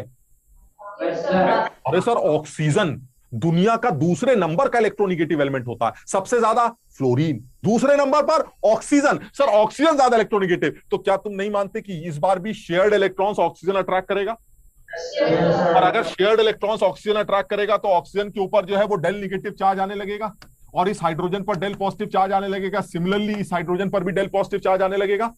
यानी ये दिखाई देता है सर, ये एक ऐसा मॉलिक्यूल है जो कि एक पोलर मॉलिक्यूल है, इसके अंदर प्लस और माइनस पोल एग्जिस्ट करते हैं, बिल्कुल उसी तरह से जैसे HCl के अंदर एग्जिस्ट करते हैं। क्लियर है? Yes sir. अब आप सोचिए, एक ऐसा सिस्टम है, ये बाल्टी है जिसके अंदर पानी पड़ा है, और पानी एक ऐसा मॉलिक्यूल है जो कि एक पोलर मॉलिक्यूल है जिसमें प्लस पोल भी है और माइनस पोल भी, और उस पानी के अंदर आपने डाल दिया ये HCl। जैसे ही HCl अंदर जाएगा, HCl के अंदर भी पोल है, पानी के अंदर भी पोल है। क्लियर है? तो तुम्हें नहीं लगता कि HCl का जो प्लस पोल है वो पानी के माइनस पोल से अट्रैक्ट होने लगे? यानी जैसे ही आप इस HCl को पानी में डालेंगे, पानी चारों तरफ से HCl को घेर लेगा। किस तरह से घेरेगा? ये आया पानी, लेकिन कौन से पोल को लेकर? प्लस पोल को लेकर। ये आया पानी, कौन से पोल को लेके? प्लस पोल को लेके। ये आया पानी, ये आया पानी, यानी इधर आ गया पानी का माइनस पोल, इधर आ गया पानी का माइनस पोल, इधर आ गया पानी का माइनस पोल। यानी मैं ये कहना चाह रहा हूं कि जैसे ही आपने HCl को पानी के अंदर डाला, पानी ने एक तरफ से H को खींचना स्टार्ट कर दिया और दूसरी तरफ से Cl को खींचना स्टार्ट कर दिया, और जैसे ही पानी ने इस H को खींचा, H2O ने H प्लस को अगर खींचा तो ये दोनों मिलकर क्या बनाने जा रहे हैं? H3O plus. अब ये बताइए, अगर आपने HCl को पानी के अंदर डाला तो कितने H3O प्लस बने? 1। इसलिए HCl is a monobasic acid. यहां तक ठीक है? अगर किसी आदमी ने 2 H3O प्लस बनाए होते तो आप उसको डाइबेसिक बोल देते। चलिए उसका भी एक एग्जांपल ले लेते हैं। अब जरा इसी पानी में H2SO4 को डालने जा रहे हैं, जरा समझना बात को। ये पानी है, इस पानी में डाला जा रहा है H2SO4। मैं तुम्हें H2SO4 की शक्ल दिखाता हूं। ये है H2SO4। अब ये बताओ, क्या तुम्हें इस बार दिख रहा है कि OH का बॉन्ड पोलर है, हाइड्रोजन के ऊपर डेल प्लस चार्ज की फीलिंग आ रही है या नहीं? और अगर हाइड्रोजन, क्यों? क्योंकि ऑक्सीजन ज्यादा इलेक्ट्रोनेगेटिव होता है, इसका मतलब हुआ हाइड्रोजन पर पार्शियल चार्ज की फीलिंग होगी, इस हाइड्रोजन पर भी पार्शियल चार्ज की फीलिंग होगी। जैसे ही पानी के अंदर डालोगे, पानी का पोल इस H को खींच पाएगा कि नहीं? बताओ जरा जल्दी से। कौन सा पोल आएगा पानी का? माइनस। कौन सा पोल आएगा? माइनस। यहां पर माइनस, यहां पर माइनस, यहां पर माइनस, और इधर भी माइनस, इधर भी माइनस, इधर भी माइनस। अब ये बताओ, पानी ने यहां से H को निकाला तो क्या बनाया? और अगर पानी ने यहां से निकाला तो क्या बनाया? इसका मतलब H2SO4 को जब पानी में डालते हैं तो कितने H3O+ रिलीज हुए? इसीलिए H2SO4 एक डाई बेसिक एसिड माना जा रहा है। क्लियर है? Yes, sir. यानी जब आप H2SO4 को वाटर में डालते हैं तो वो 2H+ H3O+ के फॉर्म में रिलीज करता है, इसलिए H2SO4 को एक डाई बेसिक एसिड कंसीडर किया जाता है। यहां तक ठीक है? सब लोगों को ये सब बनाना है और नोट करना है। तुम इसके लिए टाइम ले लेना, तुम इसके लिए टाइम ले लो, आराम से खूबसूरत तरीके से जो 2-4 लाइनें लिखनी है वो लिखो। Water is a polar molecule, it is of bent shape, the angle of HOH is 104। क्योंकि ये सब अभी से लिखोगे तब जाके बाद में याद होगा। कम से कम लिखना शुरू करोगे तो याद भी होने लगेगा, लिखोगे ही नहीं तो फिर याद नहीं होगा। तो इसलिए इन सबको लिखते हैं। वाटर एक पोलर मॉलिक्यूल होता है, जब उसके अंदर एक पोलर मॉलिक्यूल डाला जाता है तो वाटर की पोलैरिटी उस पोलर मॉलिक्यूल को ब्रेक करने की कोशिश करती, इसलिए H3O+ जनरेट होते हैं। जितने भी H3O+ वाटर के अंदर पर मोल बन रहे हैं, that will be the basicity of that acid. So in case of HCl the basicity is 1 and in case of H2SO4 it should be 3।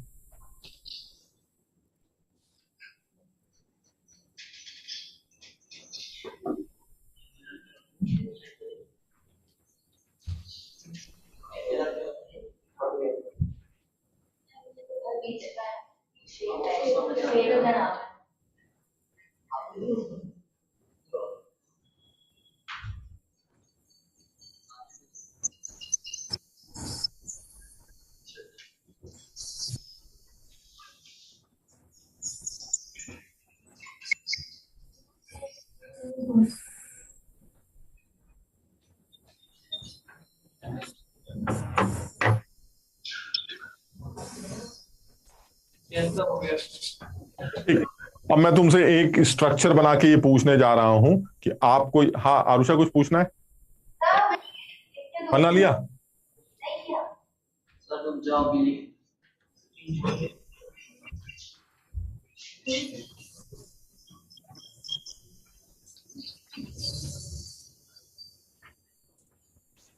अच्छा, ऐसे सोच के जवाब देना, अगर इस H पे डेल+ ना होता तो क्या पानी चिपकता? नहीं सर। पानी पोलर है, वो उसी के ऊपर चिपकेगा ना जिसके ऊपर पोलैरिटी है। जिस H पर पोलैरिटी नहीं है, पानी उसके पास आएगा ही नहीं। इसी चीज से ये एक्सेप्शन एक्सप्लेन किया जाएगा अभी। हटा दें? No sir.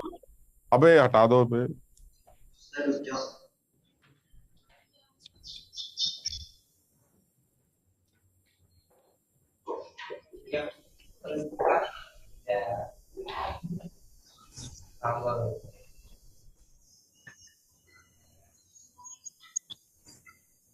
हटा दें?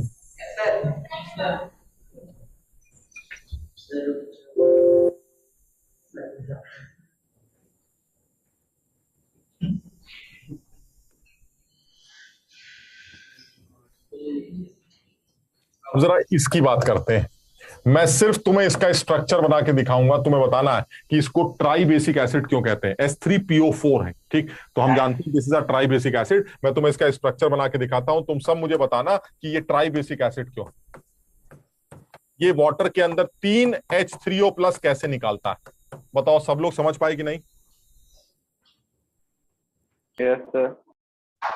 क्या ये देख पा रहे हो कि O और H की वजह से इस H पे डेल+ है, इस H पर भी डेल+ है, और इस H पर भी डेल+ है।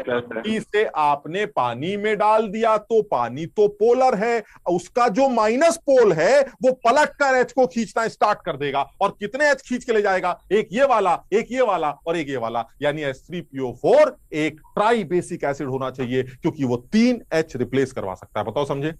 यानी जैसे ही आप इसको पानी में डालेंगे फटाफट पानी के मॉलिक्यूल्स इकट्ठे होंगे। ये आया पानी का माइनस पोल प्लस पोल, माइनस पोल प्लस पोल, माइनस पोल प्लस पोल, क्या निकाल दिया? H3O प्लस बाहर। इसी तरह से यहां पर आया पानी का माइनस पोल प्लस पोल, माइनस पोल प्लस पोल, माइनस पोल प्लस पोल, क्या निकाला बाहर? H3O प्लस बाहर निकल आया। उसी तरह से पानी ने यहां पर माइनस पोल प्लस पोल, माइनस पोल प्लस पोल, माइनस पोल प्लस पोल, क्या निकाला?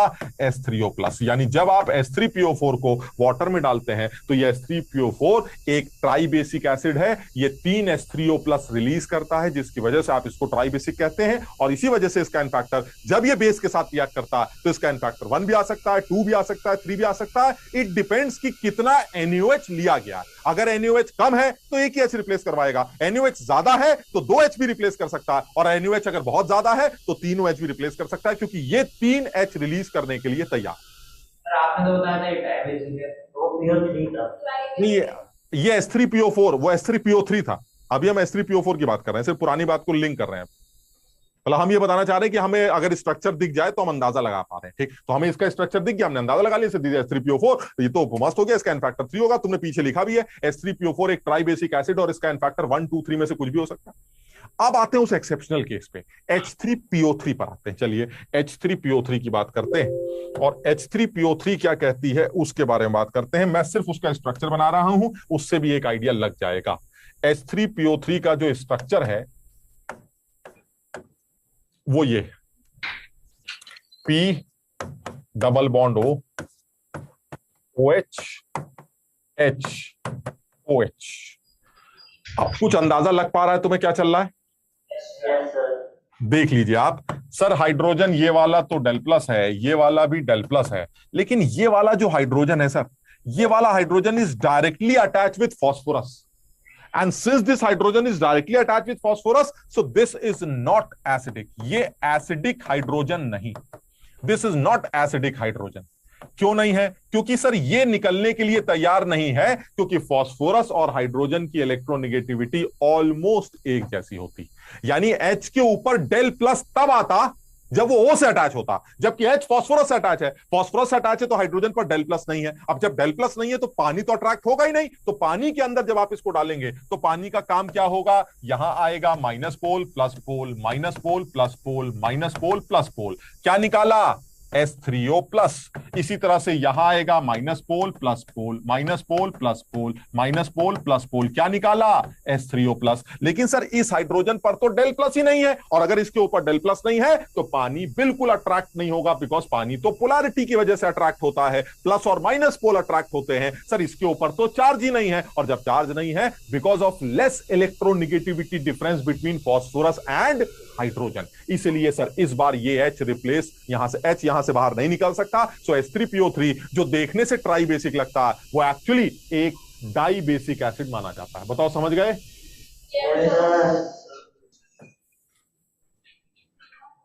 स्ट्रक्चर दिया जाएगा नहीं, याद रखना पड़ेगा, इसलिए तो कह रहे हैं कि अब भाई समझो मेरी बात को। अब तुम्हें कैसे पता, हमें ये चीज समझाने में ना अब साल निकल जाता है बच्चों कि जो डेटाबेस तुम्हारा आज है उस डेटाबेस के बेसिस पर तुम कोई एग्जाम क्रैक तो ना कर सकते हो। मेरी बात समझो, मतलब जब तक तुम्हारा डेटाबेस स्ट्रांग नहीं बनेगा, बड़ा नहीं बनेगा, तब तक आप कुछ कर ही नहीं सकते ना। आप ये सोचे कि नहीं सर हमारा इतना ही हमें पता है, बस हम इतना ही पता रखेंगे कि HCl क्या होता है, HNO3 क्या होता है, ये क्या होता है, ये क्या होता है, पानी का स्ट्रक्चर क्या होता है, फलाना सांप का स्ट्रक्चर क्या होता है। अरे तो इतनी बातों से हम सेलेक्ट नहीं हो पाएंगे, हमें बहुत सारी चीजें अपनी माइंड में और भरनी है। अभी उसी की शुरुआत कर रहा हूं मैं कि स्ट्रक्चर आ गया, स्ट्रक्चर याद करते हैं, कुछ और चीज आएगी, कुछ और चीज याद करेंगे, धीरे धीरे धीरे करके ये डेटाबेस मजबूत बनेगा, तब जाके कुछ काम चले।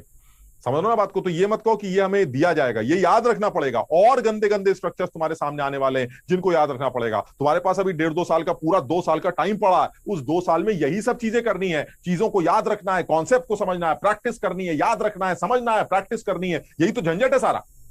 तो इसमें मेहनत है, यही मेहनत है हमारी। तो ये इस तरह के और भी स्ट्रक्चर जितने बहुत सारे, यार अभी तो कुछ हुआ ही नहीं है। पी ब्लॉक में, एस ब्लॉक में, डीएफ ब्लॉक में दुनिया भर की चीजें जो याद रखनी पड़ती हैं वो याद रखनी पड़ेंगी।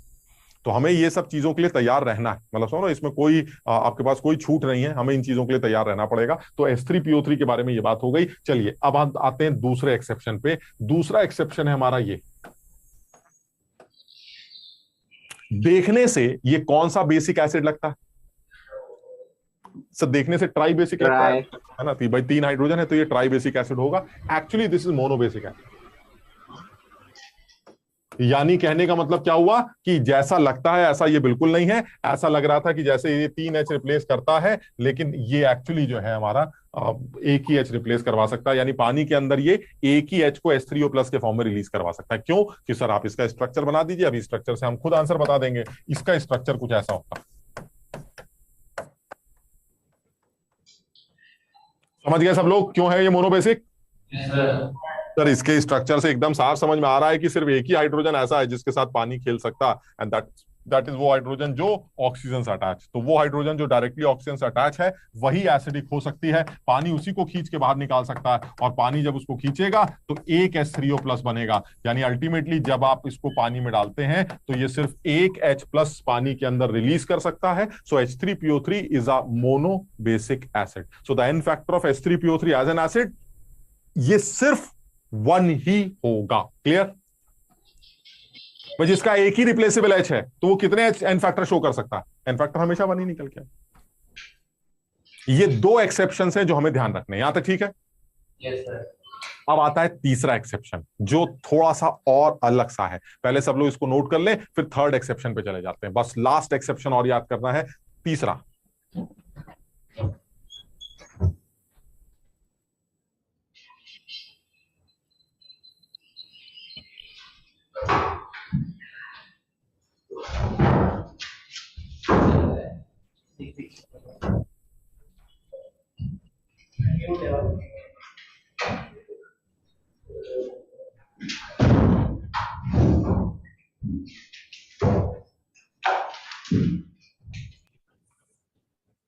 आगे बढ़े? Yes sir. ठीक, तीसरी बात पे आते हैं।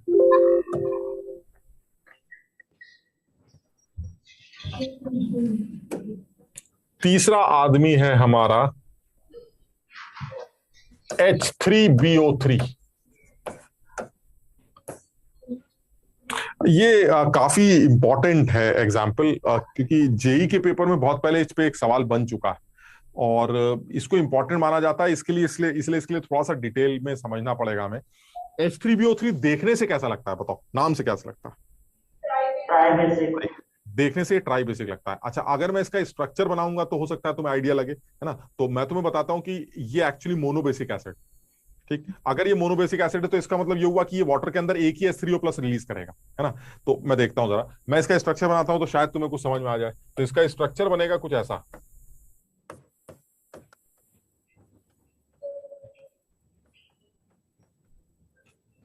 बताओ तुम्हें कुछ समझ में आया इससे? इसके स्ट्रक्चर से भी क्या लगता है? इसके स्ट्रक्चर से भी ये लगता है कि ये ट्राई बेसिक, लेकिन एक्चुअली मोनोबेसिक। तो इसका मतलब इसमें झंझट है, इसमें कुछ झंझट है, क्योंकि लॉजिकली ऐसा लगता है। भाई तुम्हें क्या लगता है कि सर यही तो होगा ना, जब आप इसको पानी में डालेंगे तो क्या होगा सर? पानी खटाखट इधर से H को खींचेगा, उधर से H को खींचेगा। वही जो अभी आप ड्रामा कर रहे थे, प्लस माइनस, तो यहां से भी H निकलेगा, वहां से भी H निकलेगा। तो ऐसे में it should be a try basic acid, लेकिन आप इसको अभी भी मोनोबेसिक के लिए क्यों बोल रहे हैं? अब ये जो चीज है इसको समझने की कोशिश करते हैं। तुम इसमें जो बोरॉन, जो बीच में बोरॉन समझते हो, बी जो है बोरॉन है। इस बोरॉन की जो तकलीफ, उस तकलीफ को समझने की कोशिश करो। तुम इस बोरॉन को अगर ध्यान से देखो तो ये बोरॉन क्या कह रहा है? बोरॉन ये कह रहा है कि मैं इलेक्ट्रॉन डेफिशिएंट। पहचानो सर, मैं इलेक्ट्रॉन डेफिशिएंट हूं। मैंने कहा क्यों? कह रहा देखिए लीजिए आप, मेरे पास कितने इलेक्ट्रॉन हैं आप चेक करिए जरा। एक इलेक्ट्रॉन ये है, एक इलेक्ट्रॉन ये, शेयरिंग में 2 इलेक्ट्रॉन्स हो गए। हर डंडे में 2 इलेक्ट्रॉन होते हैं शेयरिंग के बाद, समझ लो बात को। यानी इस डंडे में भी 2 इलेक्ट्रॉन है, इस डंडे में भी 2 इलेक्ट्रॉन है। कुल मिला के अगर मैं इस बोरॉन से पूछूं तेरे पास कुल मिला के कितने इलेक्ट्रॉन, तो क्या जवाब देगा? मेरे आउटर शेल में सिर्फ 6 इलेक्ट्रॉन। बताओ समझ रहे हो? यानी सब कुछ होने के बाद, सब कुछ शेयरिंग वगैरह सब कुछ करने के बाद मेरा ऑक्टेट कंप्लीट नहीं हो पा रहा। क्लियर है?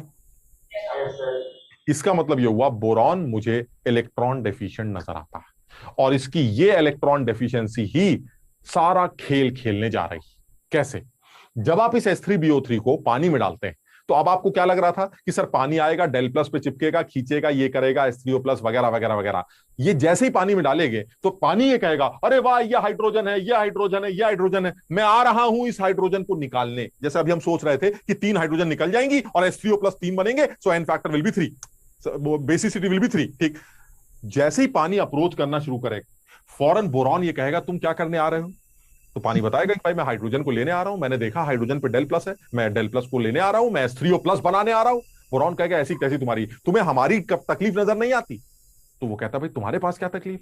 कह रहा मैं इलेक्ट्रॉन डेफिशिएंट हूं, मेरे पास कुल मिला के 6 इलेक्ट्रॉन्स हैं, तुम्हारे पास इलेक्ट्रॉन भरे पड़े हैं। अभी मैंने स्ट्रक्चर बनाया था पानी का, मेरे पास इलेक्ट्रॉन भरे पड़े हैं। ये देखिए आप, ऑक्सीजन के पास 2 लोन पेयर हैं जो बॉन्डिंग में इन्वॉल्व नहीं है, जो खुद ऑक्सीजन के पास हैं, जो वो किसी को भी दे सकता है। समझो बात, यानी बोरॉन ये कह रहा है यार तुम मेरे इलेक्ट्रॉन लेने, हाइड्रोजन को लेने आ रहे हो, तुम्हें मेरी तकलीफ नजर नहीं आती, तुम अपने फायदे के बारे में सोच रहे हो कि तुम्हें H प्लस मिलेगा, लेके भागूंगा। अरे भाई तुम्हें मेरी तकलीफ दिखाई नहीं देती, मेरे पास कुल मिला के 6 इलेक्ट्रॉन है और मैंने सुना है कि तुम्हारे पास एक्स्ट्रा पेयर है जो दिया जा सकता है क्योंकि वो बॉन्डिंग में इन्वॉल्व ही नहीं है। तो ये कहेगा परेशान मत होइए, मैं आपकी तकलीफ को दूर कर देता हूं। अगर आपको लगता है कि आपके पास 6 इलेक्ट्रॉन्स हैं तो आप मुझसे 2 इलेक्ट्रॉन ले लीजिएगा, मैं आपके इलेक्ट्रॉन की डेफिशिएंसी को कंपनसेट करूंगा। अब आपका ऑक्टेट कंप्लीट हो जाएगा। बताओ समझे बात।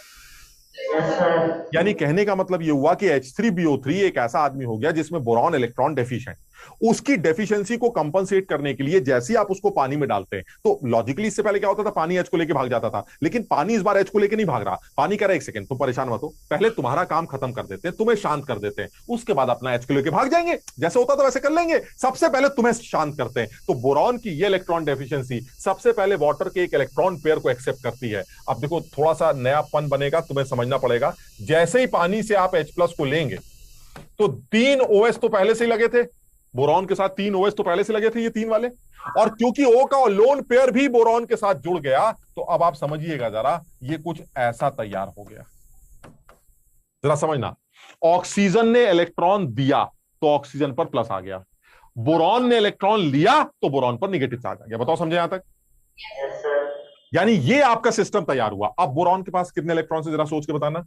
2 यहां, 2 यहां, 2 यहां, 2 यहां, कितने हो गए? 8। अब ठीक, अब जो करना है कर लो। सर मेरा ऑक्टेट कंप्लीट हो गया, जो दिल करे कर लीजिए। अब बोरॉन ये क्या बोलेगा, हाँ भाई पानी आ जाओ, जो निकालना निकाल लो। अब जो पानी पड़ा हुआ है, अब पानी कहेगा चलो ठीक है, मेरे बाकी दोस्तों की जगह अब मैं जो हूं वो H प्लस निकालने की कोशिश करता हूं। अब थोड़ी सी अकल लगाना तुम, पानी का काम है H प्लस को निकालना। थोड़ी सी अकल लगा के देखो, वो कौन सा H है जो निकलने के लिए सबसे ज्यादा तैयार। OH2।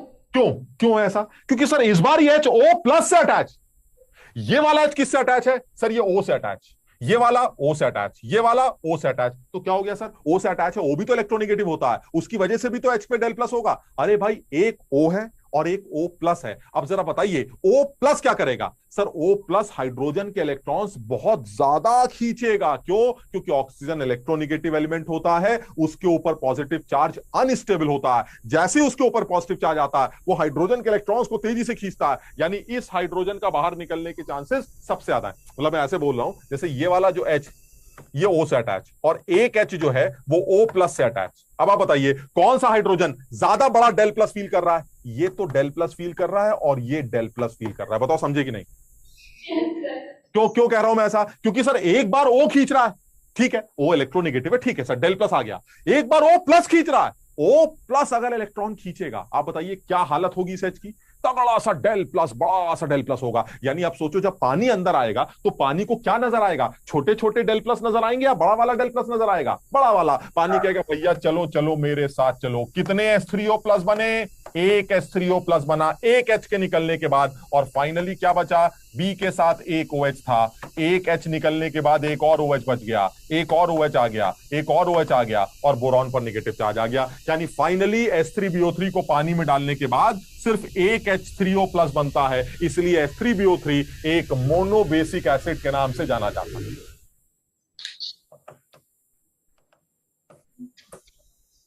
यार ये कौन सीटी बजा रहा है यार? भाई किसी का घर से माइक ऑन हो तो वो बंद कर दे। आपके स्टूडियो में से हमारे स्टूडियो से आ रही है? हमारे स्टूडियो में तो कोई है ही नहीं।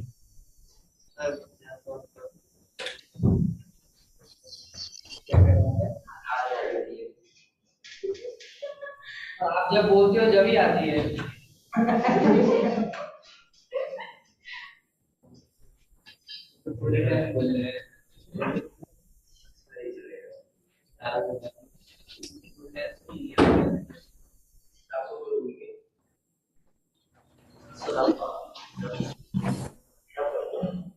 ये बहुत तेज हो जाती है, ये देखो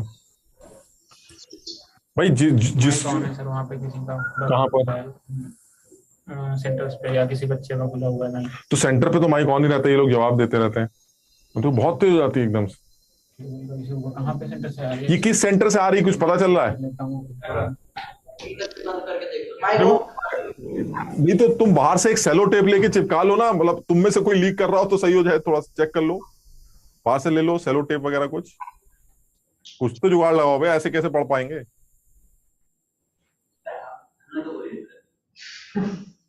है अब सही हो रहा है क्या? तो हमें दिक्कत ही नहीं है यार, लेकिन वो बड़ा इरिटेटिंग सा लग रहा है। हाँ सर, आपको दिक्कत होगी। यहाँ सन्नाटा सा रहता है ना, तो एकदम से चू।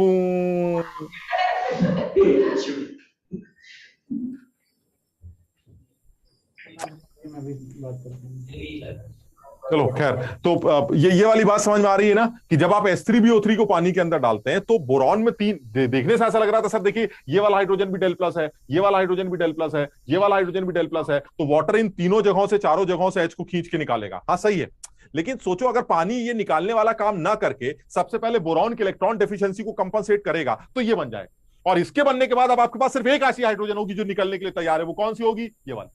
बात समझ रहे हो कि नहीं? इसका मतलब ये हुआ कि जैसे ही आपने पानी की से इलेक्ट्रॉन की डेफिशिएंसी को कंपनसेट करवाया, सिर्फ अब आपके पास एक हाइड्रोजन ऐसा होगा जो बाहर निकलने के लिए तैयार है, वो निकलकर H3O+ बनाएगा। यानी H3BO3 को जब पानी में डाला जाता है तो H3O+ बनते हैं कितने? एक। So this will be the n factor. समझो,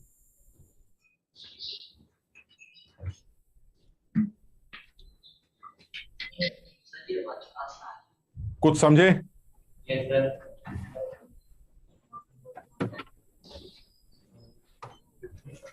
अच्छा, अब इसमें एक मजेदार बात बताते हैं तुम्हें। ये तो समझ में आ गया कि H3BO3 मोनोबेसिक एसिड, ठीक। इसका मतलब ये हुआ पानी में वो एक H3O+ बनाता है, यानी H3BO3 एक H को पानी को दे देता है और H3O+ बन जाता है। अब कैसे देता, क्या देता, वो बात की बात, ठीक।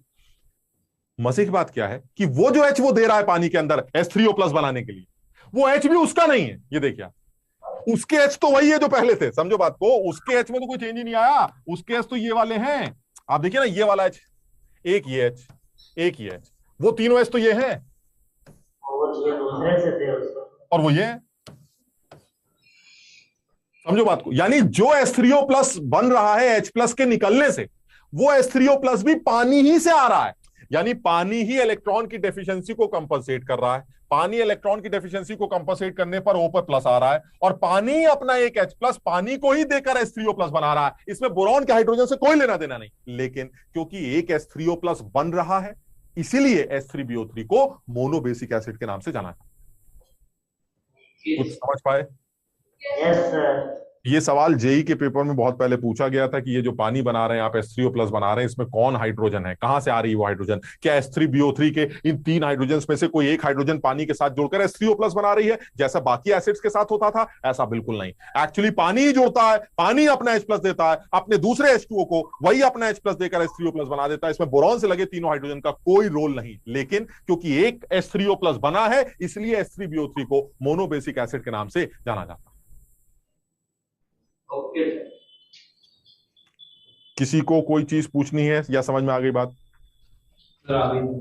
अब इस चीज को थोड़ा सा याद रखना पड़ेगा, है ना। इन चीजों को थोड़ा सा एक बार घर में रिवाइज भी करना पड़ेगा, इनको ध्यान रखना पड़ेगा, अदरवाइज गड़बड़ हो जाएगी। तो इनको सब चीजों को एक बार दोहराना भी है, मतलब समझ लो, जो जो तुम्हें लगता है कि नई चीज, अब जैसे यहां पर एक आध वर्ड आ रहे हैं नए, इलेक्ट्रॉन डेफिशिएंट, समझ लो, polar, non polar, acidic hydrogen, non acidic hydrogen, तो कुछ ऐसी चीजें हैं जो अब अपनी वोकैबुलरी को स्ट्रॉन्ग करना पड़ेगा। अदरवाइज अगर हम ये सोचे नहीं सर जितना हमने वोकैबुलरी अपनी बना रखी है उसी को घूमते फिरते रहेंगे और टॉप रैंक लाके दिखा देंगे, हो नहीं सकता ना। आपको वोकैबुलरी स्ट्रॉन्ग करनी पड़ेगी, डेटा बढ़ाना पड़ेगा, चीजें बढ़ानी पड़ेंगी, तब जाके आपका बढ़िया सिलेक्शन हो पाए। तो इसलिए जो जो चीजें नई आती जा रही हैं उन नई चीजों को याद करते रहना पड़ेगा। चलिए ठीक है, और आगे बढ़ते हैं। तो ये एसिड्स के एन फैक्टर कैलकुलेशन के बारे में बात थी। अब तुम्हें कुछ एक ऐसी एसिड्स के एन फैक्टर के बारे में एक सवाल पूछ लेता हूं तुमसे, जल्दी से सोच के जवाब देना। क्या बेटा? वर्ड मीनिंग की क्लास रख लीजिए। वर्ड मीनिंग, जैसे मान लीजिए H2SO4 जो है, अब आपको ये बताना है कि मैं रिएक्शंस लिख रहा हूं, आप मुझे बताते जाइएगा कि एन फैक्टर कितना कितना आ रहा है ना। तो पहले मैं रिएक्शन लिख देता हूं, तुम एक साथ सारे नोट कर लो, फिर मुझे एक एक करके आंसर बताना।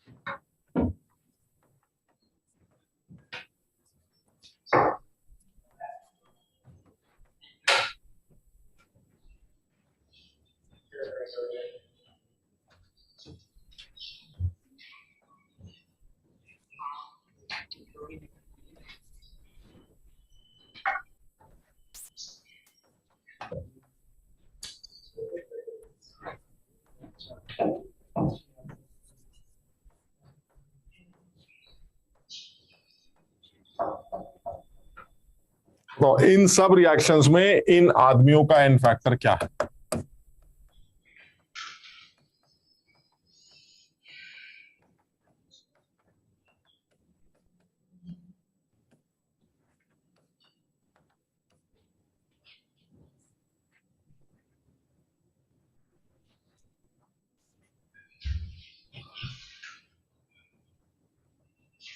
चल हो गया। अब सही कर लो, सही तो करो।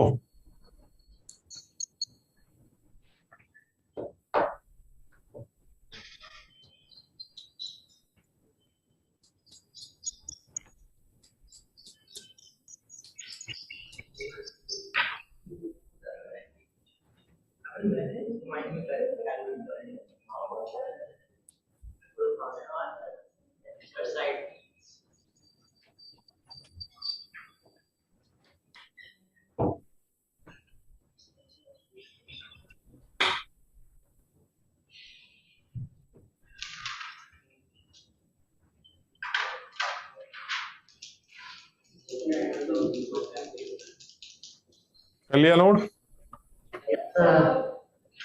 ऐसे करना भी है और क्या सर, मतलब सॉल्व करना है ना? सॉल्व करना ही, सॉल्व नहीं करना, बस ये बताओ कि इन सारे एसिड्स के एन फैक्टर कितने कितने हैं, ये बताओ। सर पहले 3 के तो 8।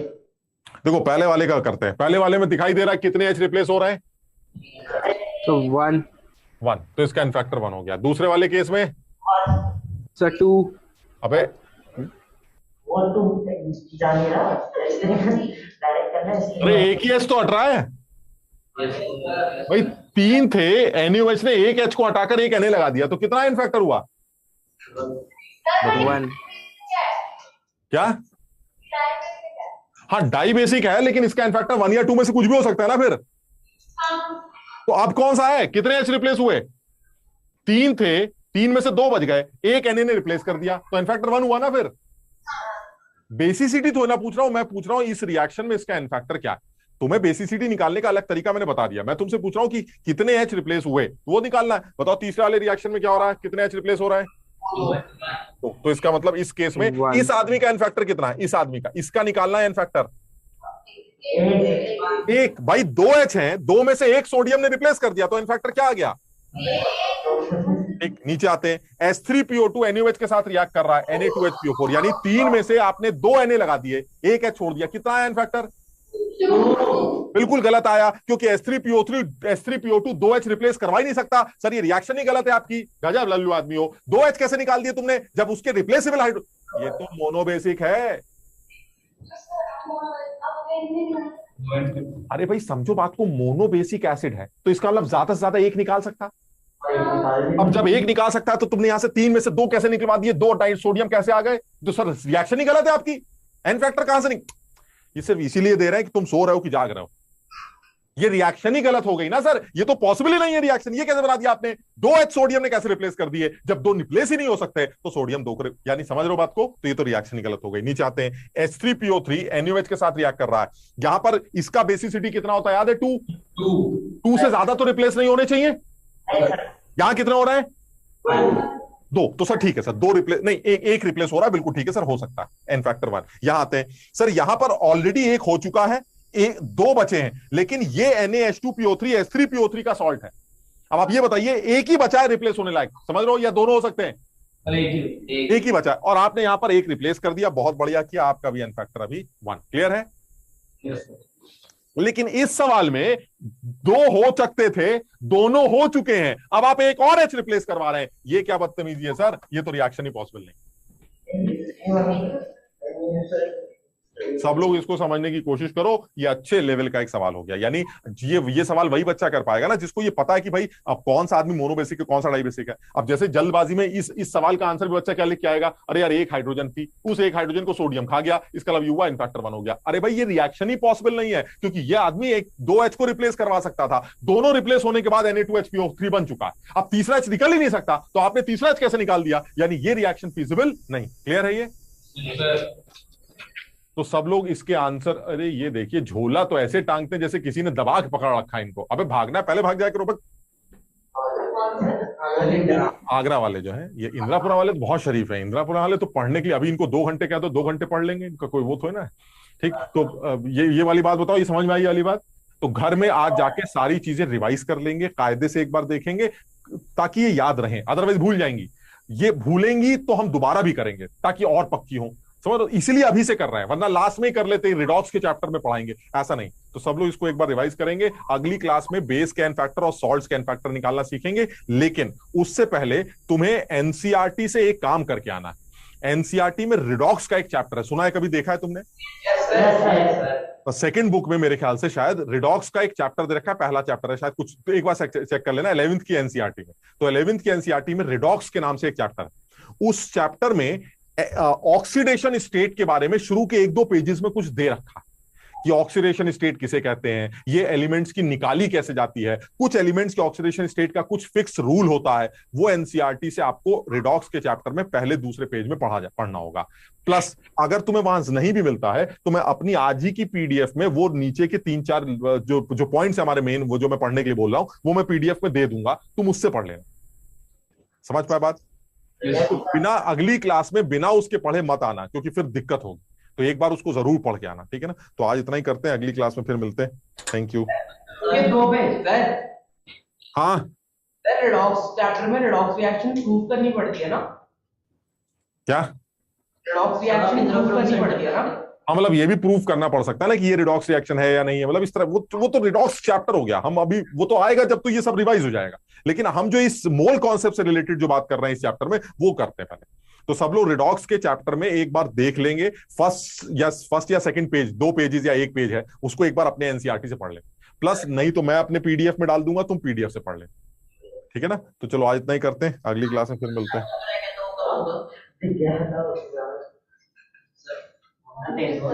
सर